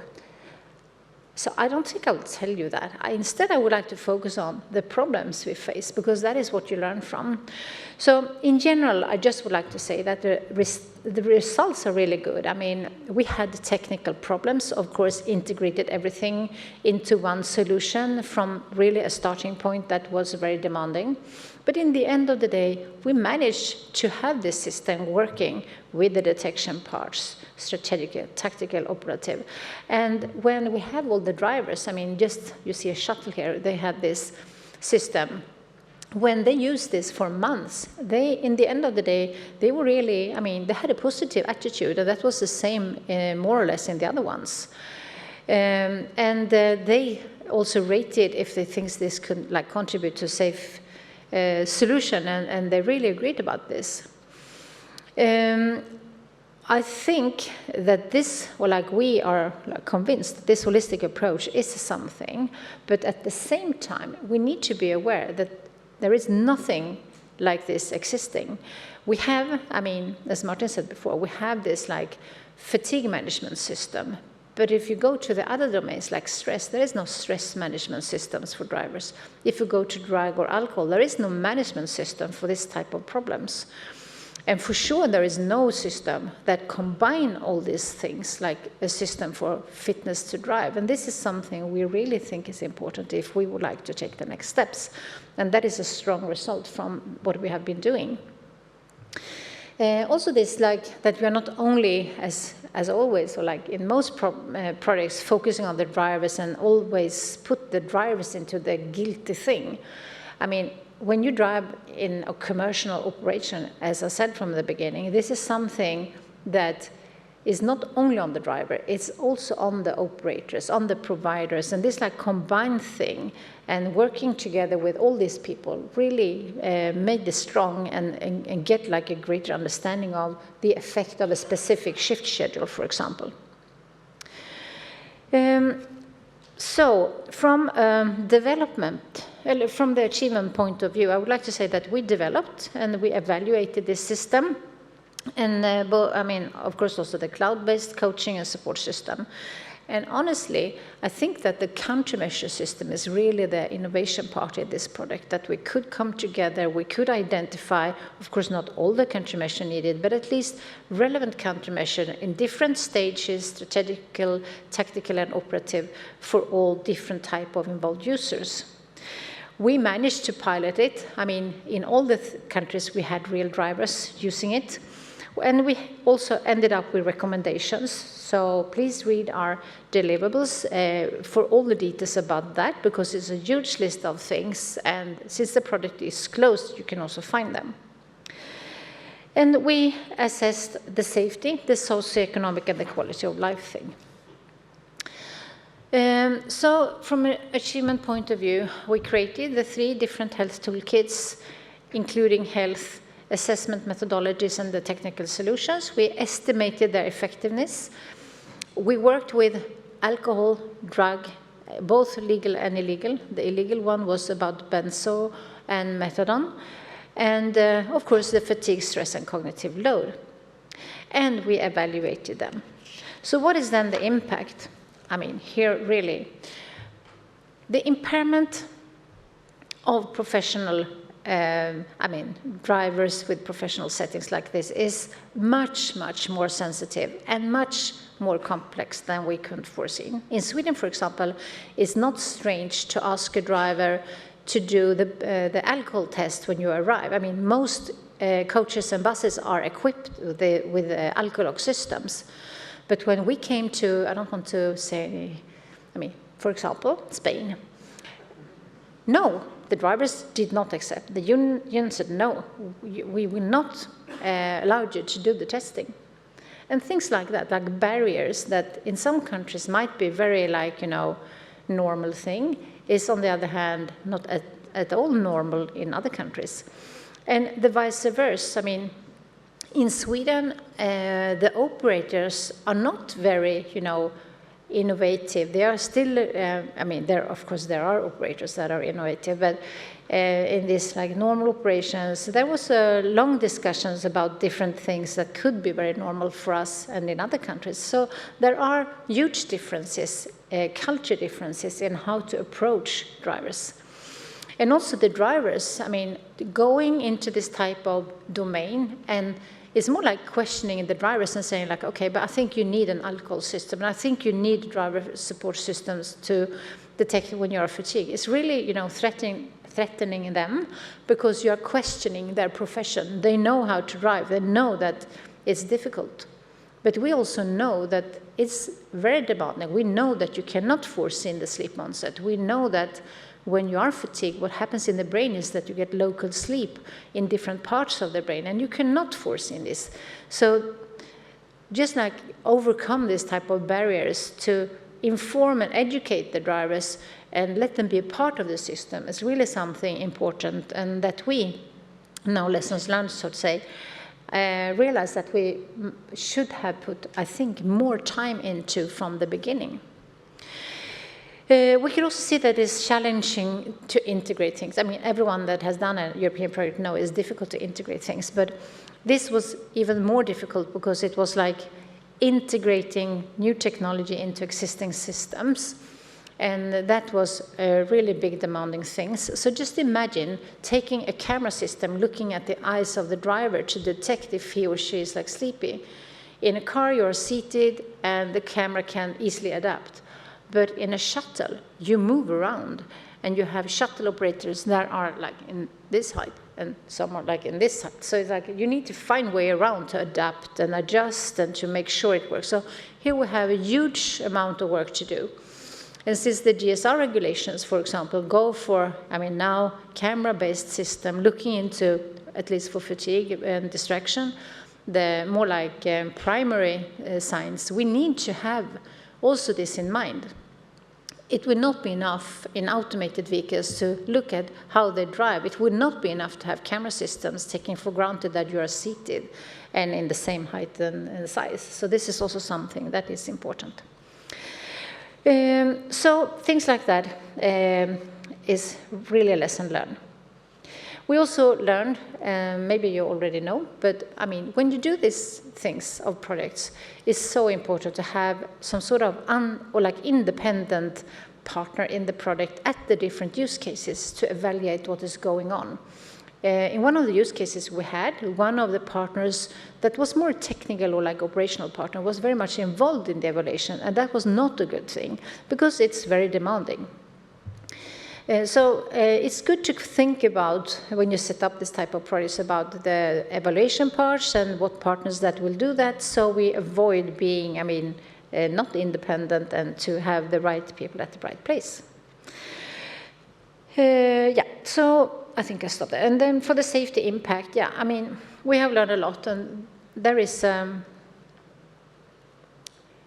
huge, work on the safety impact. This is just an example. If you go to, as I said, there is no system that combines anything, so it's different for us to, difficult for us to start with some sort of baseline, but if you just look into the different type of systems, what you can see here is for fatigue, for example, that, we know that in average 19% of coach drivers, but also city bus drivers, they have to fight to stay awake while driving the bus 2 to 3 times a week or more often. That is a huge number.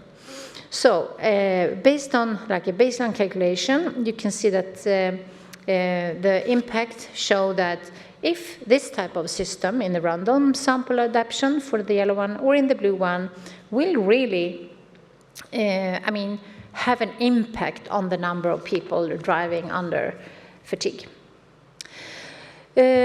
So for exploitation and standardization and policy, this is my last slide. I would like to say that, we have a lot of exploitable results in different parts of the sensors. I touched on this like fit the beat together with other things. But the most, on a higher level thing, I would like to say is that to be able to succeed in this like more holistic and complex situation, we need to come together, have a strong partnership, because there are barriers. So the results from the project show exploitable results, but there are barriers we need to overcome together. For the standardization, Martin, you said some of them before, and we agree, of course, there is no standards. We need to be aware that standards and regulations in general are not made for this, human complexity. There is no driver that is only fatigued. No camera system will be enough to handle the complexity of a human. So here we can really see that it's important to come together and really have standards that covers this combined things. And then, of course, policy, I think I touched on this already, but it's really to align the technologies with the regulations. So for cameras, for example, as I said before, they need to work in future type of vehicles, and they need to be adapted for that. That's just an example. But also this, from a policy perspective, if you have standards or policies that is actually putting some pressure on, especially the small operators, we also need a way to finance that. It might be super difficult to add in more systems when you don't have this like marginals at the start. So, said that, I think I stop here. Thank you. Thank you, Anne.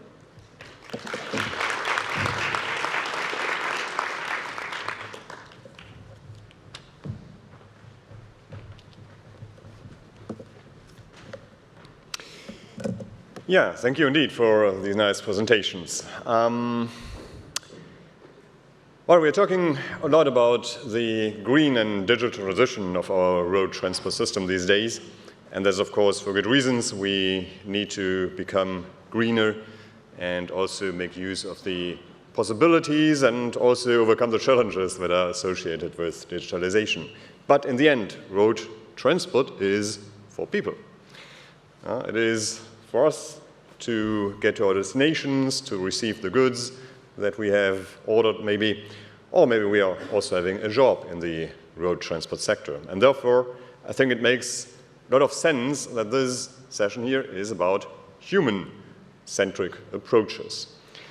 And well, we have heard quite a lot of them, or an interesting portfolio of research approaches in order to better understand, model, and also to, well, accommodate, adapt to our human behavior. We've seen new concepts of monitoring the fitness to drive, the concepts to improve interaction with smart vehicles for people inside and outside the vehicle, new protection approaches also in highly automated vehicles, and new ways of understanding and even modeling us as maybe the most complex element of the road transport system, if you're honest.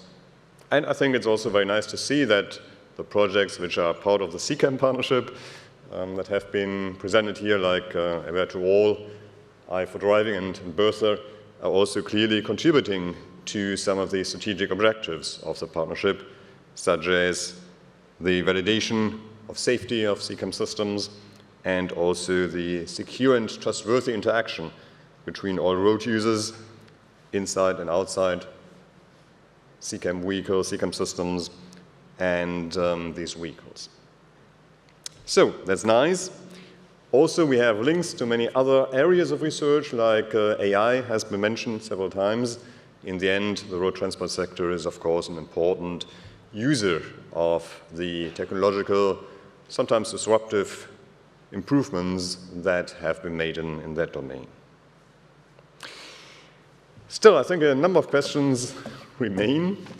And just yesterday, we have been introduced to that concept of, well, car key, I would call it. And to remember you, these 4 letters stand for competitiveness, affordability, circularity, and also for inclusiveness. And since we're expected to contribute to these objectives, could you think a little bit about the question what your projects are in the end contributing to these objectives of competitiveness, affordability, circularity, and inclusiveness? Anybody who would like to give a first answer? Oriana. Yes, perhaps I can start because in the naming of our project is our to all.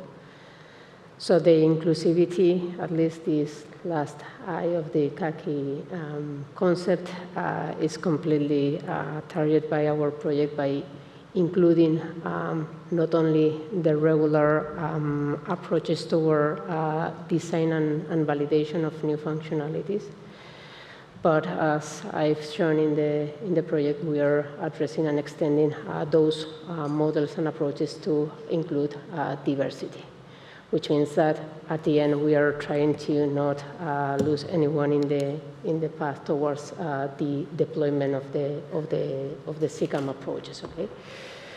So especially targeting the external perception and these external HMI systems where we need to think about what happens when we are targeting diversity. That's why at the very beginning when we started thinking on how to develop or test and validate, we focus very much on defining scenarios, taking all this into account, because we think that this is something that might help in the future to ensure that the inclusiveness is, and the people and the whole human, so it's a human-centric approach what we are targeting with our project. Thank you. Well, would you like to continue, Jose, or? Yeah, I guess you were discussing about inclusiveness, about how to tackle different people, and That's fun because when we think about autonomous vehicle, we think like a 35-year-old man walking to the office in mid-Germany or in. It's fun because I think that probably that won't be the use of the real use or the most useful situation in which an autonomous vehicle can be helpful. So I think the use cases that I think we all have developed in our projects have taken into account this diversity. And we have to leave our shoes of engineer for some time and think about who's the real user of that. I guess that in the other projects has been carried out also, but as I said before, in BERTHA we define different archetypes, like 8 different kind of people that we can find. That has as a goal to think about which are the other road users, in order that in the simulation we include a percentage of population of these kind of users that include elderly people, that include novice drivers, that include everything of a new situation. But also with the philosophy of human in the loop, you can also make that people participate and understand whether the information coming from the vehicle, from the leader and so on, as Oyana said, from the HMI, is going to be easy to understand for them. So I think that in this human factor table, although I think most of us have a PhD in engineering, mathematics, and so on, we have to leave that somehow behind and be more socially oriented. Because that will finally lead to a real development of CCAM, because you will find it like an advantage. Not only from an engineering perspective, this is a real advantage because it improves my quality of life. Then I will take it. Thank you. Martin. Hello? Yeah, okay. Talking about inclusiveness makes me think of professional drivers, and especially truck drivers, like 98% are men. It's not a very attractive job in general. Long days, it's difficult to find decent food, irregular sleeping, and so on. So I hope that decent fatigue management and supporting the drivers in this sense may help to make it a more attractive profession that may attract also more women into the sector. Yeah. Because there's a huge driver shortage in general already. All the population is aging and there are less and less drivers. This is a hot topic as well, outside of the table rehire now, I know. But I hope that helping the drivers with this kind of systems may help in this sense. Anna? This is a very tricky question. But I agree in general. I think that we need to, in this type of systems that at least you and I, are working with, it's all about individual perspective in some way. And if we see people with their strong points and weak points, then we will develop inclusive systems in general, of course. Someone are tall, someone are short, someone have problems with sleep, someone have problem with stress. So, just by the fact that you actually look at things on an individual perspective is a part of the inclusiveness, I would like to say.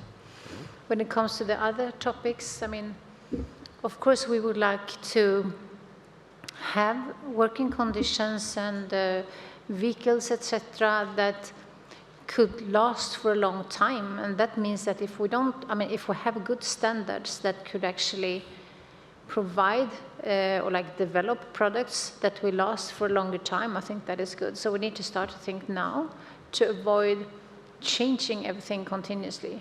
To also think about the future type of vehicles, the future type of support systems that the tier 1 suppliers will develop. So we have this long-term thing, so we don't need to change a lot continuously. So the sensors can remain, but the algorithms can change, maybe. Indeed, it's an approach that I think we are following in some other research activities as well. Thank you. Look at my watch. It's more than 2 hours now that you have been listening. And as Anna, you said, maybe we have an issue of fatigue in the room as well. But the best thing in order to overcome that is, of course, also to become active. And therefore, I hope that some of you are also willing to engage in a discussion here and would like to ask some questions as well. If you want to do so, please remember, always use the microphone. State briefly your affiliation, your name, of course. And if you have a question to Anna, then please ask it first, because, as explained, she will have to leave, unfortunately, in a few minutes. Yes, thank you. Christopher Mbaat from the Flemish Agency for Roads and Traffic. And I'm sure there's some fatigue in absorbing information, so I might have missed something. When you talk about humans and supporting them on driving fatigue, and then eliminating human error with automation, now recently there's also a new kit on the block, which is teleoperating vehicles. So you still have a human in control of the driving task, but he or she is no longer sitting behind the windscreen, but behind screens that give an idea, a perception of what cameras, what sensors see. Has there been research, or what is your experience on how driving fatigue is, at least I sense that it might be different when I'm behind my windscreen or when I'm behind computer screens? You can see that these companies impose like maximum driving times, but is there any research rationale to support decisions in reducing driving time for remote drivers? Since I'm leaving, I will start. So, I mean, there is, of course, a lot done. If you go to, I mean, nuclear plants, you go to aviation, you go to, I mean, different type of other operation domains. And the thing is, like, regardless of what you are doing, I would like to say that we are not made for boring things. So you find the same problems, and that means that you most truly cannot just increase the hours of service just because of the fact that you are removing people. It might be even the vice versa, because you will do even more boring things. And this is, I mean, we can learn a lot from other areas where you have this remote operation things with monitoring. But in general, then you need to add in other things, otherwise you will not be able to I mean, perform or like monitoring in a safe way. That is my message.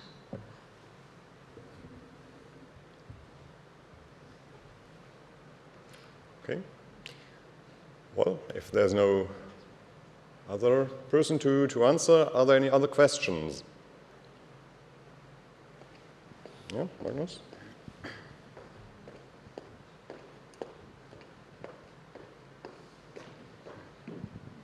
Thank you very much. Magnus Granström, Safer Chalmers. I could ask this later on, Anna, but anyway, it's for you because you're leaving.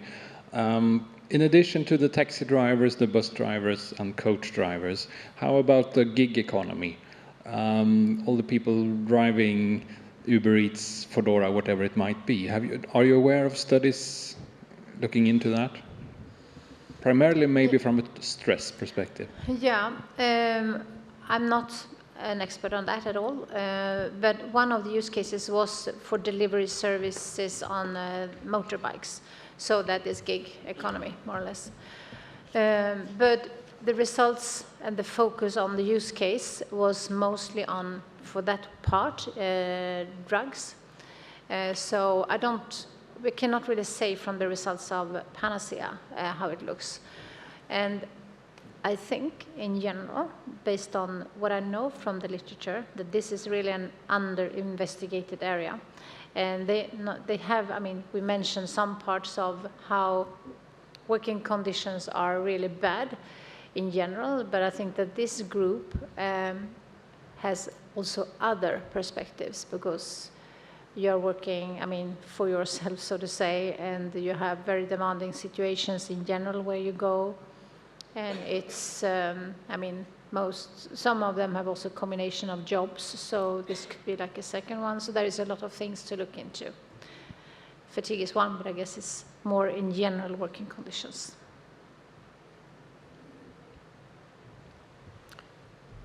Okay, there's another question up there.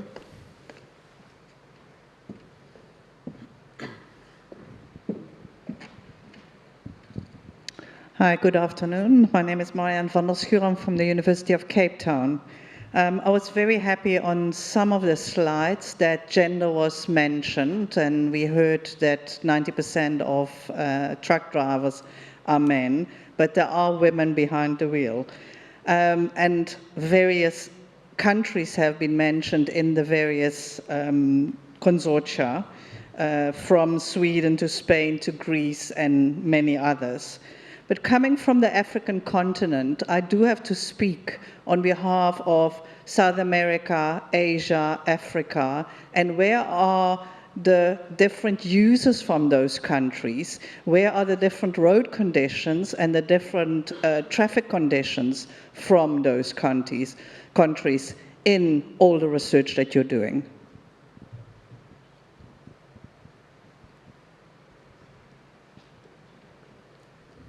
I think it's a question to all of you. I don't know, but I can say, I mean, it's a really good question.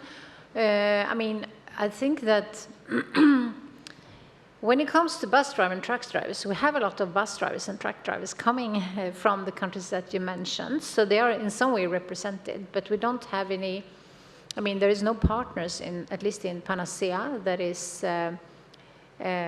is coming from the countries that you mentioned. That makes it a bit problematic. But of course, since it's also this type of jobs where a lot of, I mean, migrants are working in, we have, I would like to say, a lot of different, like, diversification aspects in the groups that we try to understand and handle. Yeah. I'm not sure if you're aiming at this, but I'm sure drivers from other continents will be very welcomed given the large shortage there is, as I said before. No, you're not. Okay, then can you please specify? No, the traffic conditions in Africa are very different. Your vehicles that you are designing, etc., are coming to those continents as well. So I do think if you're talking about benchmarking models, making intelligent models, you need to start including traffic conditions also for the users' conditions while they're in Africa, South America, Asia, etc., etc. It cannot only be European. That's what I mean. I understand. Thank you. So in the case of FITDRIVE, as I explained, the modeling that's been done on how the driving is done usually. So be it by one person or another, be it on one country or in another country, on one continent or another continent. So if this driver drives in a different way because he is fatigued or he is under influence of medication or whatever, the system would detect this. And so the concept of measuring the usual driving, you know, covers all this. So it would not be sensitive to the cultural differences, as you say. I think there was also a hand raised there, and I suppose that this may also be an answer or another question in that context. No, it's a comment. It's a bit of a commercial. There is a session tomorrow, which includes 2 projects looking into specifically Africa. And those 2 projects build on a previous 1 or 2 previous projects, trying to map out and trying to follow, because of course things are changing rapidly everywhere. So that's a bit of a challenge. But so it's partly a response to your so AfroSafe and TransSafe, both of them are looking into not all the African countries, but the selection of countries. So just a comment. Thank you. If I may. Yes, you are right. As far as mathematical models are concerned, so if we want that this model are useful for for analyzing ADS performances and safety performance, we have to include possibly whatever heterogeneity. This is our experience. We have not yet compared results from different sides, but we know, and from preliminary results, of course, it's very clear that there is completely different attitudes towards driving, and compliance with rules, and we know all these things. And so if we want to really evaluate ADS safety functionalities, we need to include all these heterogeneity in our models, for sure. Okay, let's give a little applause to Anna, who gave a very nice presentation and also answered most of the questions so far. Thank you very much. Okay, any other questions from the auditorium?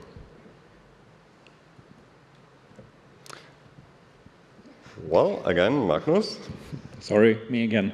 Oana, 2 hours ago, I think, you touched very briefly on the external HMI topic. Could you elaborate a bit more? Because this is both very interesting but also very challenging, and not least in terms of sort of regulation and standards.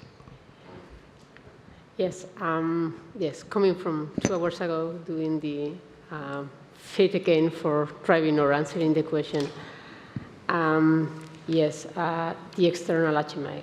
Why we think that it is important. First thing, we've seen that when you need to understand what a vehicle is doing, if you are a human and you want to cross a road, you do an eye contact with the car and the driver, and you interpret that this driver has seen you and is going to be braking and stopping.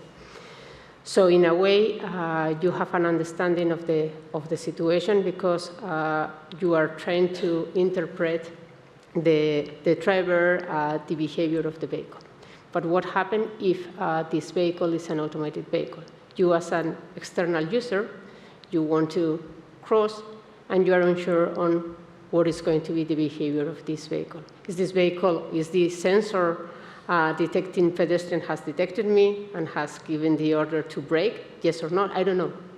So in order to reduce this kind of uncertainty and trying to make the system more accepted by all the users, we have been researching on how to provide this information to our exterior by combining sound and visuals in order to ensure that it's giving you some kind of cues or guidelines to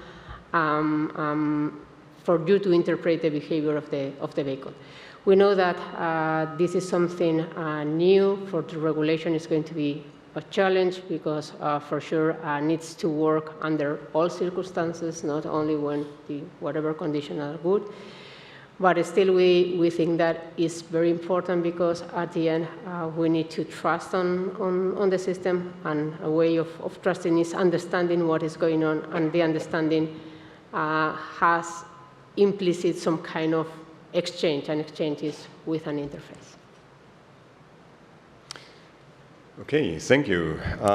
The keyword standards was a very nice one from my perspective, because here in that group we also have a number of people from the Commission side, SENEA, other authorities maybe.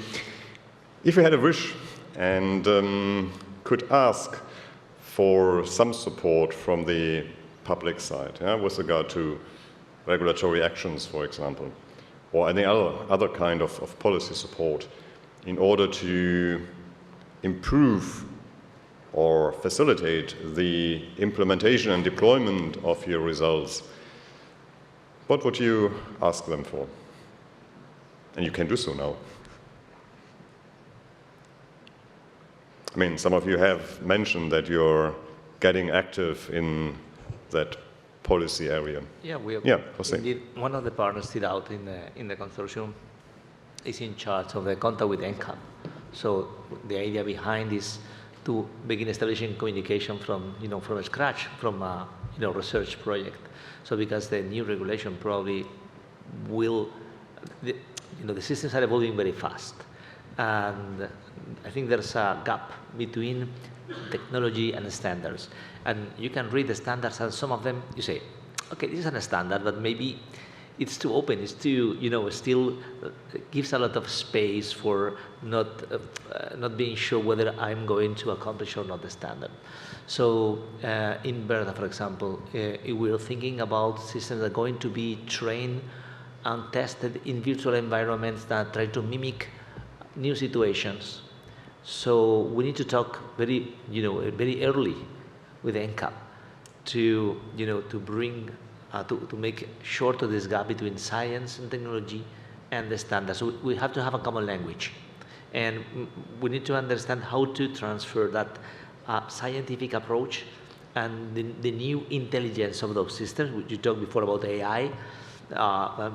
We're talking about Bayesian networks, which are much more explicit and might solve what AI has as a main problem. That's the non-explicitness of their rules. But that has to be clearly understood by the NCAP and the standardization regulation organisms. As I said before, because I think we are going somehow too fast, and it's a pity if we do not have a good regulation, because we're in a good momentum with this autonomous vehicle. If the regulation do not follow up appropriately, we can lose that momentum, because there will be a distance between the technology and the time in which it can be incorporated. So I think communication in each European project, in each CCAM project, is crucial. Okay, Oyana, you have a vision as well. I just will comment what this morning has been said. So for most of our project, perhaps it was not the case only for one of our demonstrations. We need the permits for bringing an highly automated vehicle into the roads. So dealing with the permit, really dealing with the exception of the regulation, sometimes is really painful for a research project, because you spend a lot of months trying to get this permit, and then perhaps comes too late, or you need to start too early when you are not sure, or you cannot describe properly the functionalities that this exemption requires to get the signature, because it's too early. And then if you start when you know and you have very good defined your system, your functionality, is too late for getting the permit and doing the things in the project. So at the end, we end up testing in closed roads or other types of facilities, which are not really mimicking the reality. So it's sometimes kind of difficult. Yeah, that's indeed something that I personally can only underline as well. Yeah. Try to do a test with a 6 km/h robot in our pedestrian area in Aachen, which took more than a year to get a permit for that. But okay, any other wishes? Wishes? Yeah. Yeah, so we've been looking a little bit in the police roadside controls. And we try to find how relevant this is for transport companies. Is this really costing them time and money because of this? Yes or no? But it was really difficult to find information about this. They get their trucks stopped and so on. So if indeed police can select certain trucks because they may suspect the driver is not in condition to drive, that could help. Although police roadside controls are also to check the cargo and so on, which is a part, this cannot be seen from the outside. But for transport companies, also for the police, the authorities, how much cost is there and benefit comes from it. And yeah, as I said, we were not able to find anything. So any research in this sense would be really welcome. And the second thing about this is you need to pass data from the vehicle to the police because of this. And the current regulation does not allow this. There are some exceptions in case of an accident that the police may look into data that has been collected by the vehicle. And we did a little survey on this as well to extend this towards road safety prevention activities. So would you allow road authorities to have access to data for this? And the outcome was overwhelmingly yes, this should be done, yes. Vincenzo.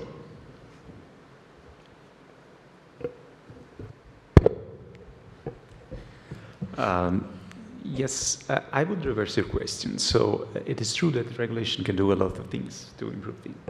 But for instance, concerning models, we also as scientists have a big role and responsibility, which is the role and the use of mathematical modeling for, to guide decision making.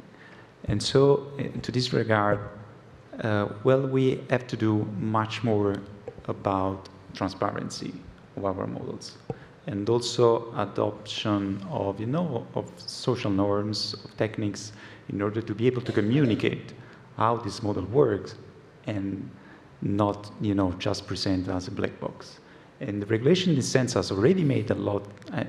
If you see the regulation for level 4 autonomous vehicles of the European Commission, they state that mathematical models are a pillar in the validation of ADS functionalities. But still, in order to really make the most of our models, we need to find a way, the science community to communicate the value of these models and to make people be able to really understand what's going on in these models and how to use them. And this is not just to publish in open science manner the models, but it make really this model useful by communicating how they work and also maintaining them, continue developing them. So I would say keep investing in research, but with a focus on the maintenance, and so to give more life to the models that we are developing. Yeah, that's indeed also a very interesting point. In particular in that area of road safety, to which in the end all your projects belong.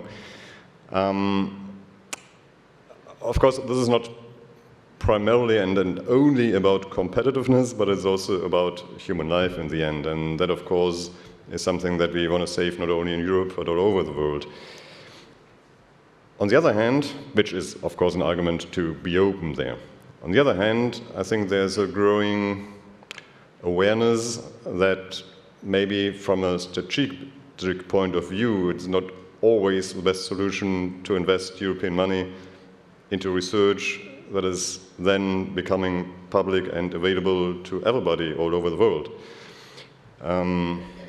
So do you have any idea how to solve that conflict? Any new approaches? How would you deal with it in future, and particularly in that area of safety? Well, difficult question, I know. It's quite a difficult question because there are colliding two different objectives and two different approaches. So open, yes, research is public money. We need to make it open, but open until one point, because otherwise we are going to lose competitiveness. So it's a difficult balance to say how to address that. But I think that is we need to. So in the era of these artificial intelligence, where the models are more difficult to be published and the value is on the data, then we can come to a balance where and how to use data and how to get public data to help research going further, but not lose competitiveness. But difficult balance. Yeah, maybe also something to think about during the day and even after. Maybe there's also people from the auditorium who have good ideas in that respect, or other questions. Yeah, there's a hand raised here.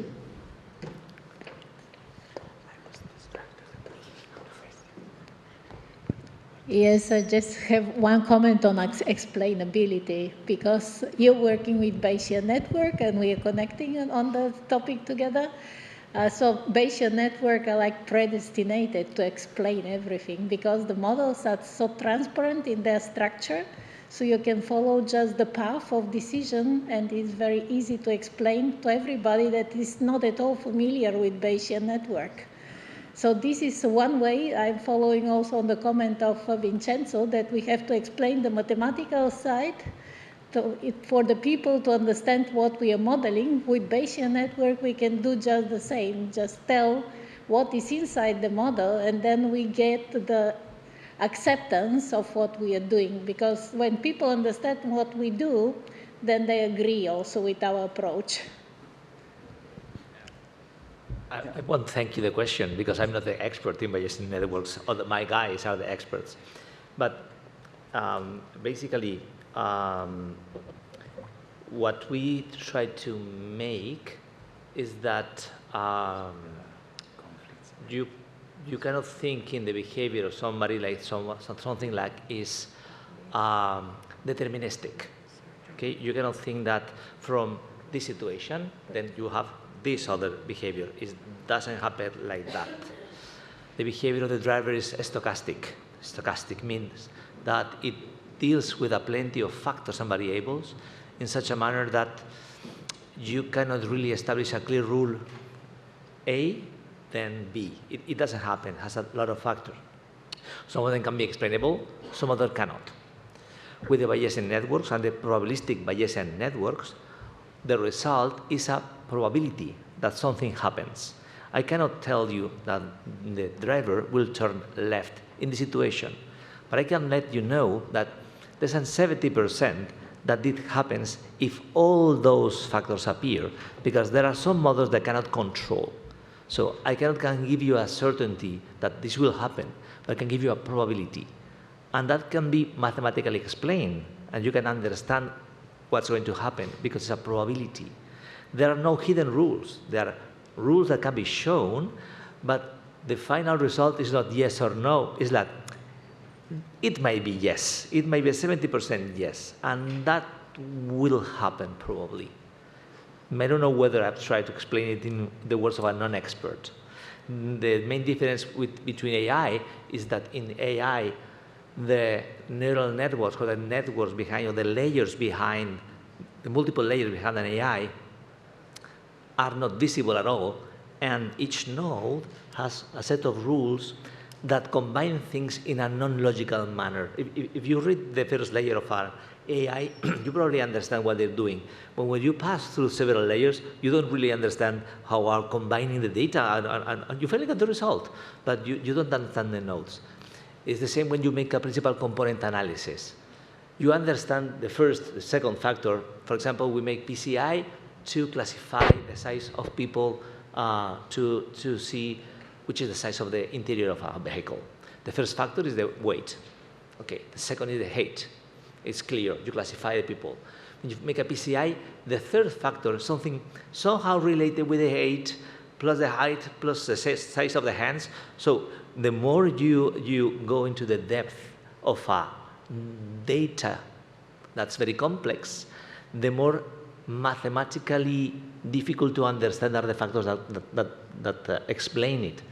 And then, if you go to AI, this is completely unexplainable. You don't know what happens. Then, if we go to Bayesian networks, you understand which are the rules behind, because everybody understands basic statistics, more or less. I've tried to be not too from a non-mathematic explanation. I don't know if it's good for you, Gaia, or not. Yes, this is good, and there is another aspect of explanation, namely, if we put the OEMs, original equipment manufacturer, through our driving license for autonomous driving, and just imagine they won't pass. They would never accept without explanation. Yeah. So we need to give really good explanation because of this, and that. This component needs to be a little bit improved. and point in what direction it should be improved, then acceptance is not a problem. Absolutely. But just say you don't pass, this will be never okay. Why? Yes. And Exactly. with Bayesian networks, you understand why don't pass. Yeah. Besides, there's something in AI that I really know that, like hallucinations. That's something that might happen with AI and cannot be explained in any manner because of the synthetic data, data corruption, and so on.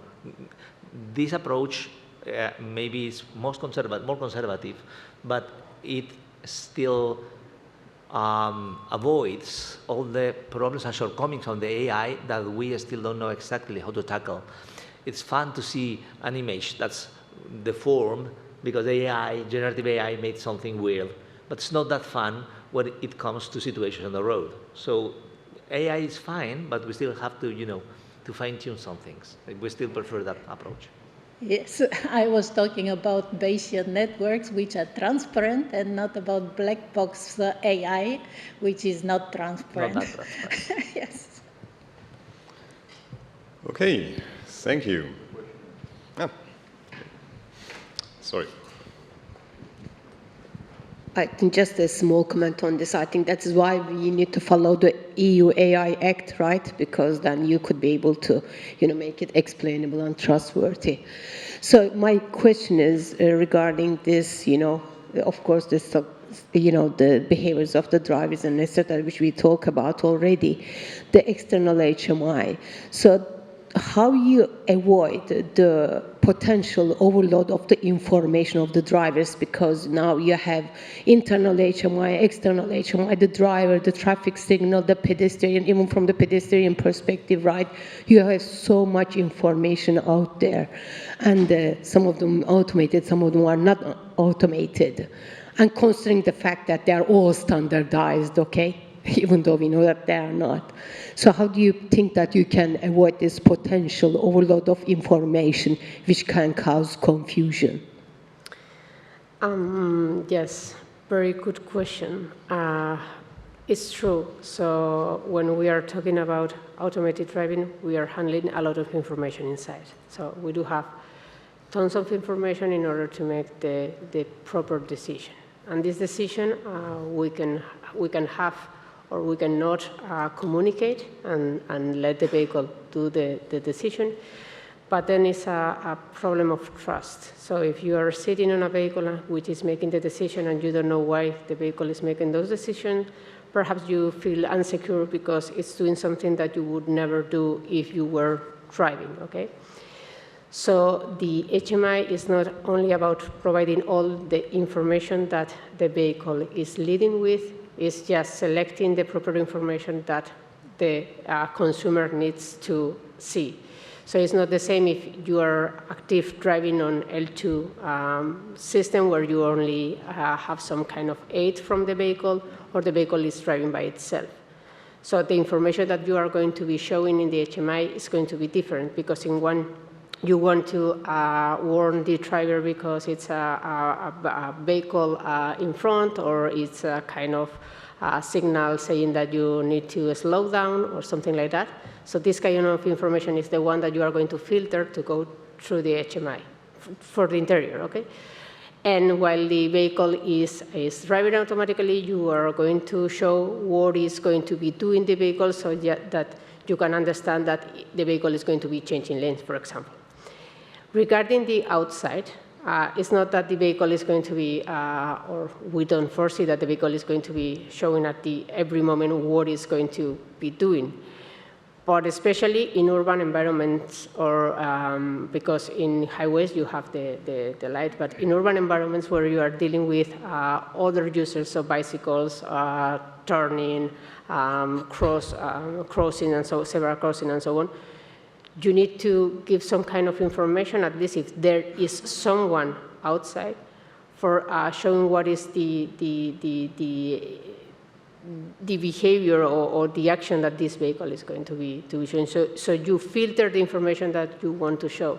This is the key of the question. That's why when I was presenting, I was mentioning that the interface is something dynamic, which will adapt to the situation and we need to filter the required information because overload of information leads to nothing. So we need to really know what is the information, the important information that we should be sharing. So we do have this filtering of the information. Yes, but what about the others? Because you did this in one vehicle, right? And you are a pedestrian outside. And each vehicle thinks that they are doing this filtering according to their, understanding and evaluation. So then, and there are some non-automated vehicles. There are traffic signals. There are road signs, right? So highly likely the pedestrian can get confused, right? And then, of course, the level of the education of the pedestrians, everything's, has an impact on it. For our use case, it's just when there is a zebra crossing approach, and then the vehicle is showing that it's going to stop, and is sharing this information with the roads users and with the vehicles coming behind. Is also about detecting bicycles and showing that the vehicle is going to be turning. So only on a specific situation is going to be interacting with the end user. It's not that the vehicle is going to be showing the complete actions that are going to follow by default. So it's just on a specific situations. Yeah, my question is more in the general sense rather than just specific to your project. So in general sense, there will be different external HMIs, right, which is designed by different vehicle manufacturers, and then each of them, even though I assume that they're all standardized, I think there's a high potential of That's why I said that at the beginning when Magnus asked me that it was going to be a challenge for standardization, but we still think that it's important to show which is the behavior that the vehicle is going to be. And also, since I joined a bit late, maybe a quick question regarding the disabled people as well, right? So did you also consider in your external HMI design such kind of, vulnerable road users or not? Yes. Can you just give me a bit brief information about that? So the external HMI is not only visual, it's also auditive and so on. So it's a mixture of everything to show. It's like the traffic lights that are inclusive. So having this kind of approach. Well, interesting discussion that maybe you can continue then also in the break in a few minutes. One point that I still would like to touch upon is the issue of barriers for deployment in the end, an issue that also the Strength M CSA that is supporting air truck and partnership activities is dealing with. Because, very often not all the results that we achieve in our research projects finally really end up in something that makes a positive impact on what is happening on our roads. And while all your projects are now either completed or while approaching the final phase, at least. So from that perspective, where do you see such barriers? First of all, looking at the call text that you originally responded to, and the results that you have achieved now and maybe will achieve in the coming months. Maybe you faced some challenges there in living up to all what was put there. And then, of course, there's also the second phase, even after the end of the project, of reaching the expected outcomes, which not only depends on the results, but also on other factors. So maybe let's get back to the first issue, the level of ambition that the core text presented, to which you responded, and now have to deliver to. What do you think can be improved there? For example, there is a statement saying that sometimes core topics are too broad, there's too many different aspects that are addressed and that you shall deliver. Is that something that you would agree to, or do you have another view or see other challenges there? Yeah, long session also gives room for different questions. Sorry. Yeah, as you say, a very broad approach, which sometimes leads to many partners, large projects, which I think are less efficient. I understand from the Commission side it's more efficient to finance larger projects, but the struggle to have all the people organized and understand one another and you know, all the extra overhead it generates reduces the effectivity of the projects, I think. Any other views on that? Maybe the only point is that when you read the call, it's like, luckily they didn't ask for the color of what I have to do, because you know when they say the objectives of what you have to do, there's plenty of things. And when you read it, you know that you won't be able to do it. Everything with the budget or in the timing, because we try. I mean, we try, and I agree with you. Sometimes you have to look for plenty of people to do that, and there's a fight between the ambitiousness of the topic that sometimes is too broad, and at the same time, the need of experts in each one of the topics, because it's broad, but at the same time, each one of the topics is very specific. I mean, you have to do a lot of things, but each one of them requires a high level of expertise. It's not do about, no. It's do about made with these materials, with this color, with this type of whatever. So that's great. It forced me to find the best people to do the thing, but at the same time, it's very challenging. And for me, the worst part is to make the people understand each other as we come from different fields. We talk about math, we talk about physics, and the first discussions are difficult. So I don't know whether it can be improved or not, but for me it's a challenge to try to find at the very beginning in the same table people that speak even different, I wouldn't say languages, we speak good English, but it's hard to understand. I don't know exactly how to tackle that, but it's the main issue that I have. Broad, but at the same time, very expert. Okay, thank you. Vincenzo? For me, the major problem in the topics call is that often you need to rely on previous work, and it's very difficult. So to transfer from one project to another, and I think that the European Commission should invest in a new form of communications and to improve this, really the exploitation of results. It's not just about having a partner who was previously involved in that code that solved everything. So, and this also guarantees the continuation of efforts and the growth of the knowledge.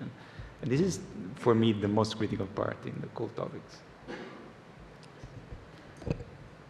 And finally, from my side, so yes, sometimes it's kind of a mismatch between the expectation and the budget. And this does not mean that we are not tackling all the objectives that were in the topic call, but we are not covering at the same level of precision. So sometimes you need just to check and try to go through the objective from very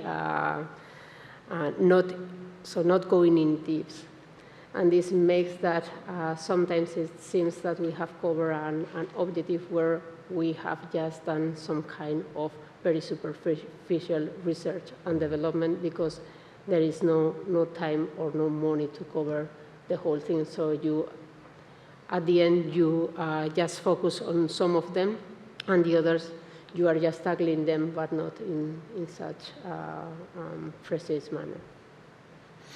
Yeah, thank you. So some good pieces of advice also for us in AirTruck, I guess, in making recommendations for core contents, and of course also for the partnerships. Okay. Well, I think it's time now to say again, thank you very much for your nice presentations, also for your well, endurance in answering all the questions, some of them being a little bit difficult.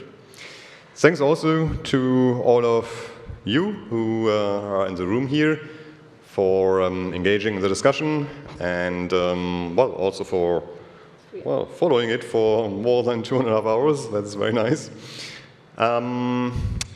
If you want to hear some more discussions, then I can recommend to you the last session of today, plenary session here in the same room on circularity, also a very important topic, and that is scheduled to start at 5:30. So that means that as a little reward for your attention, you get 10 minutes extra coffee break, which is not too bad. Thank you very much, and yeah, see you in the last session.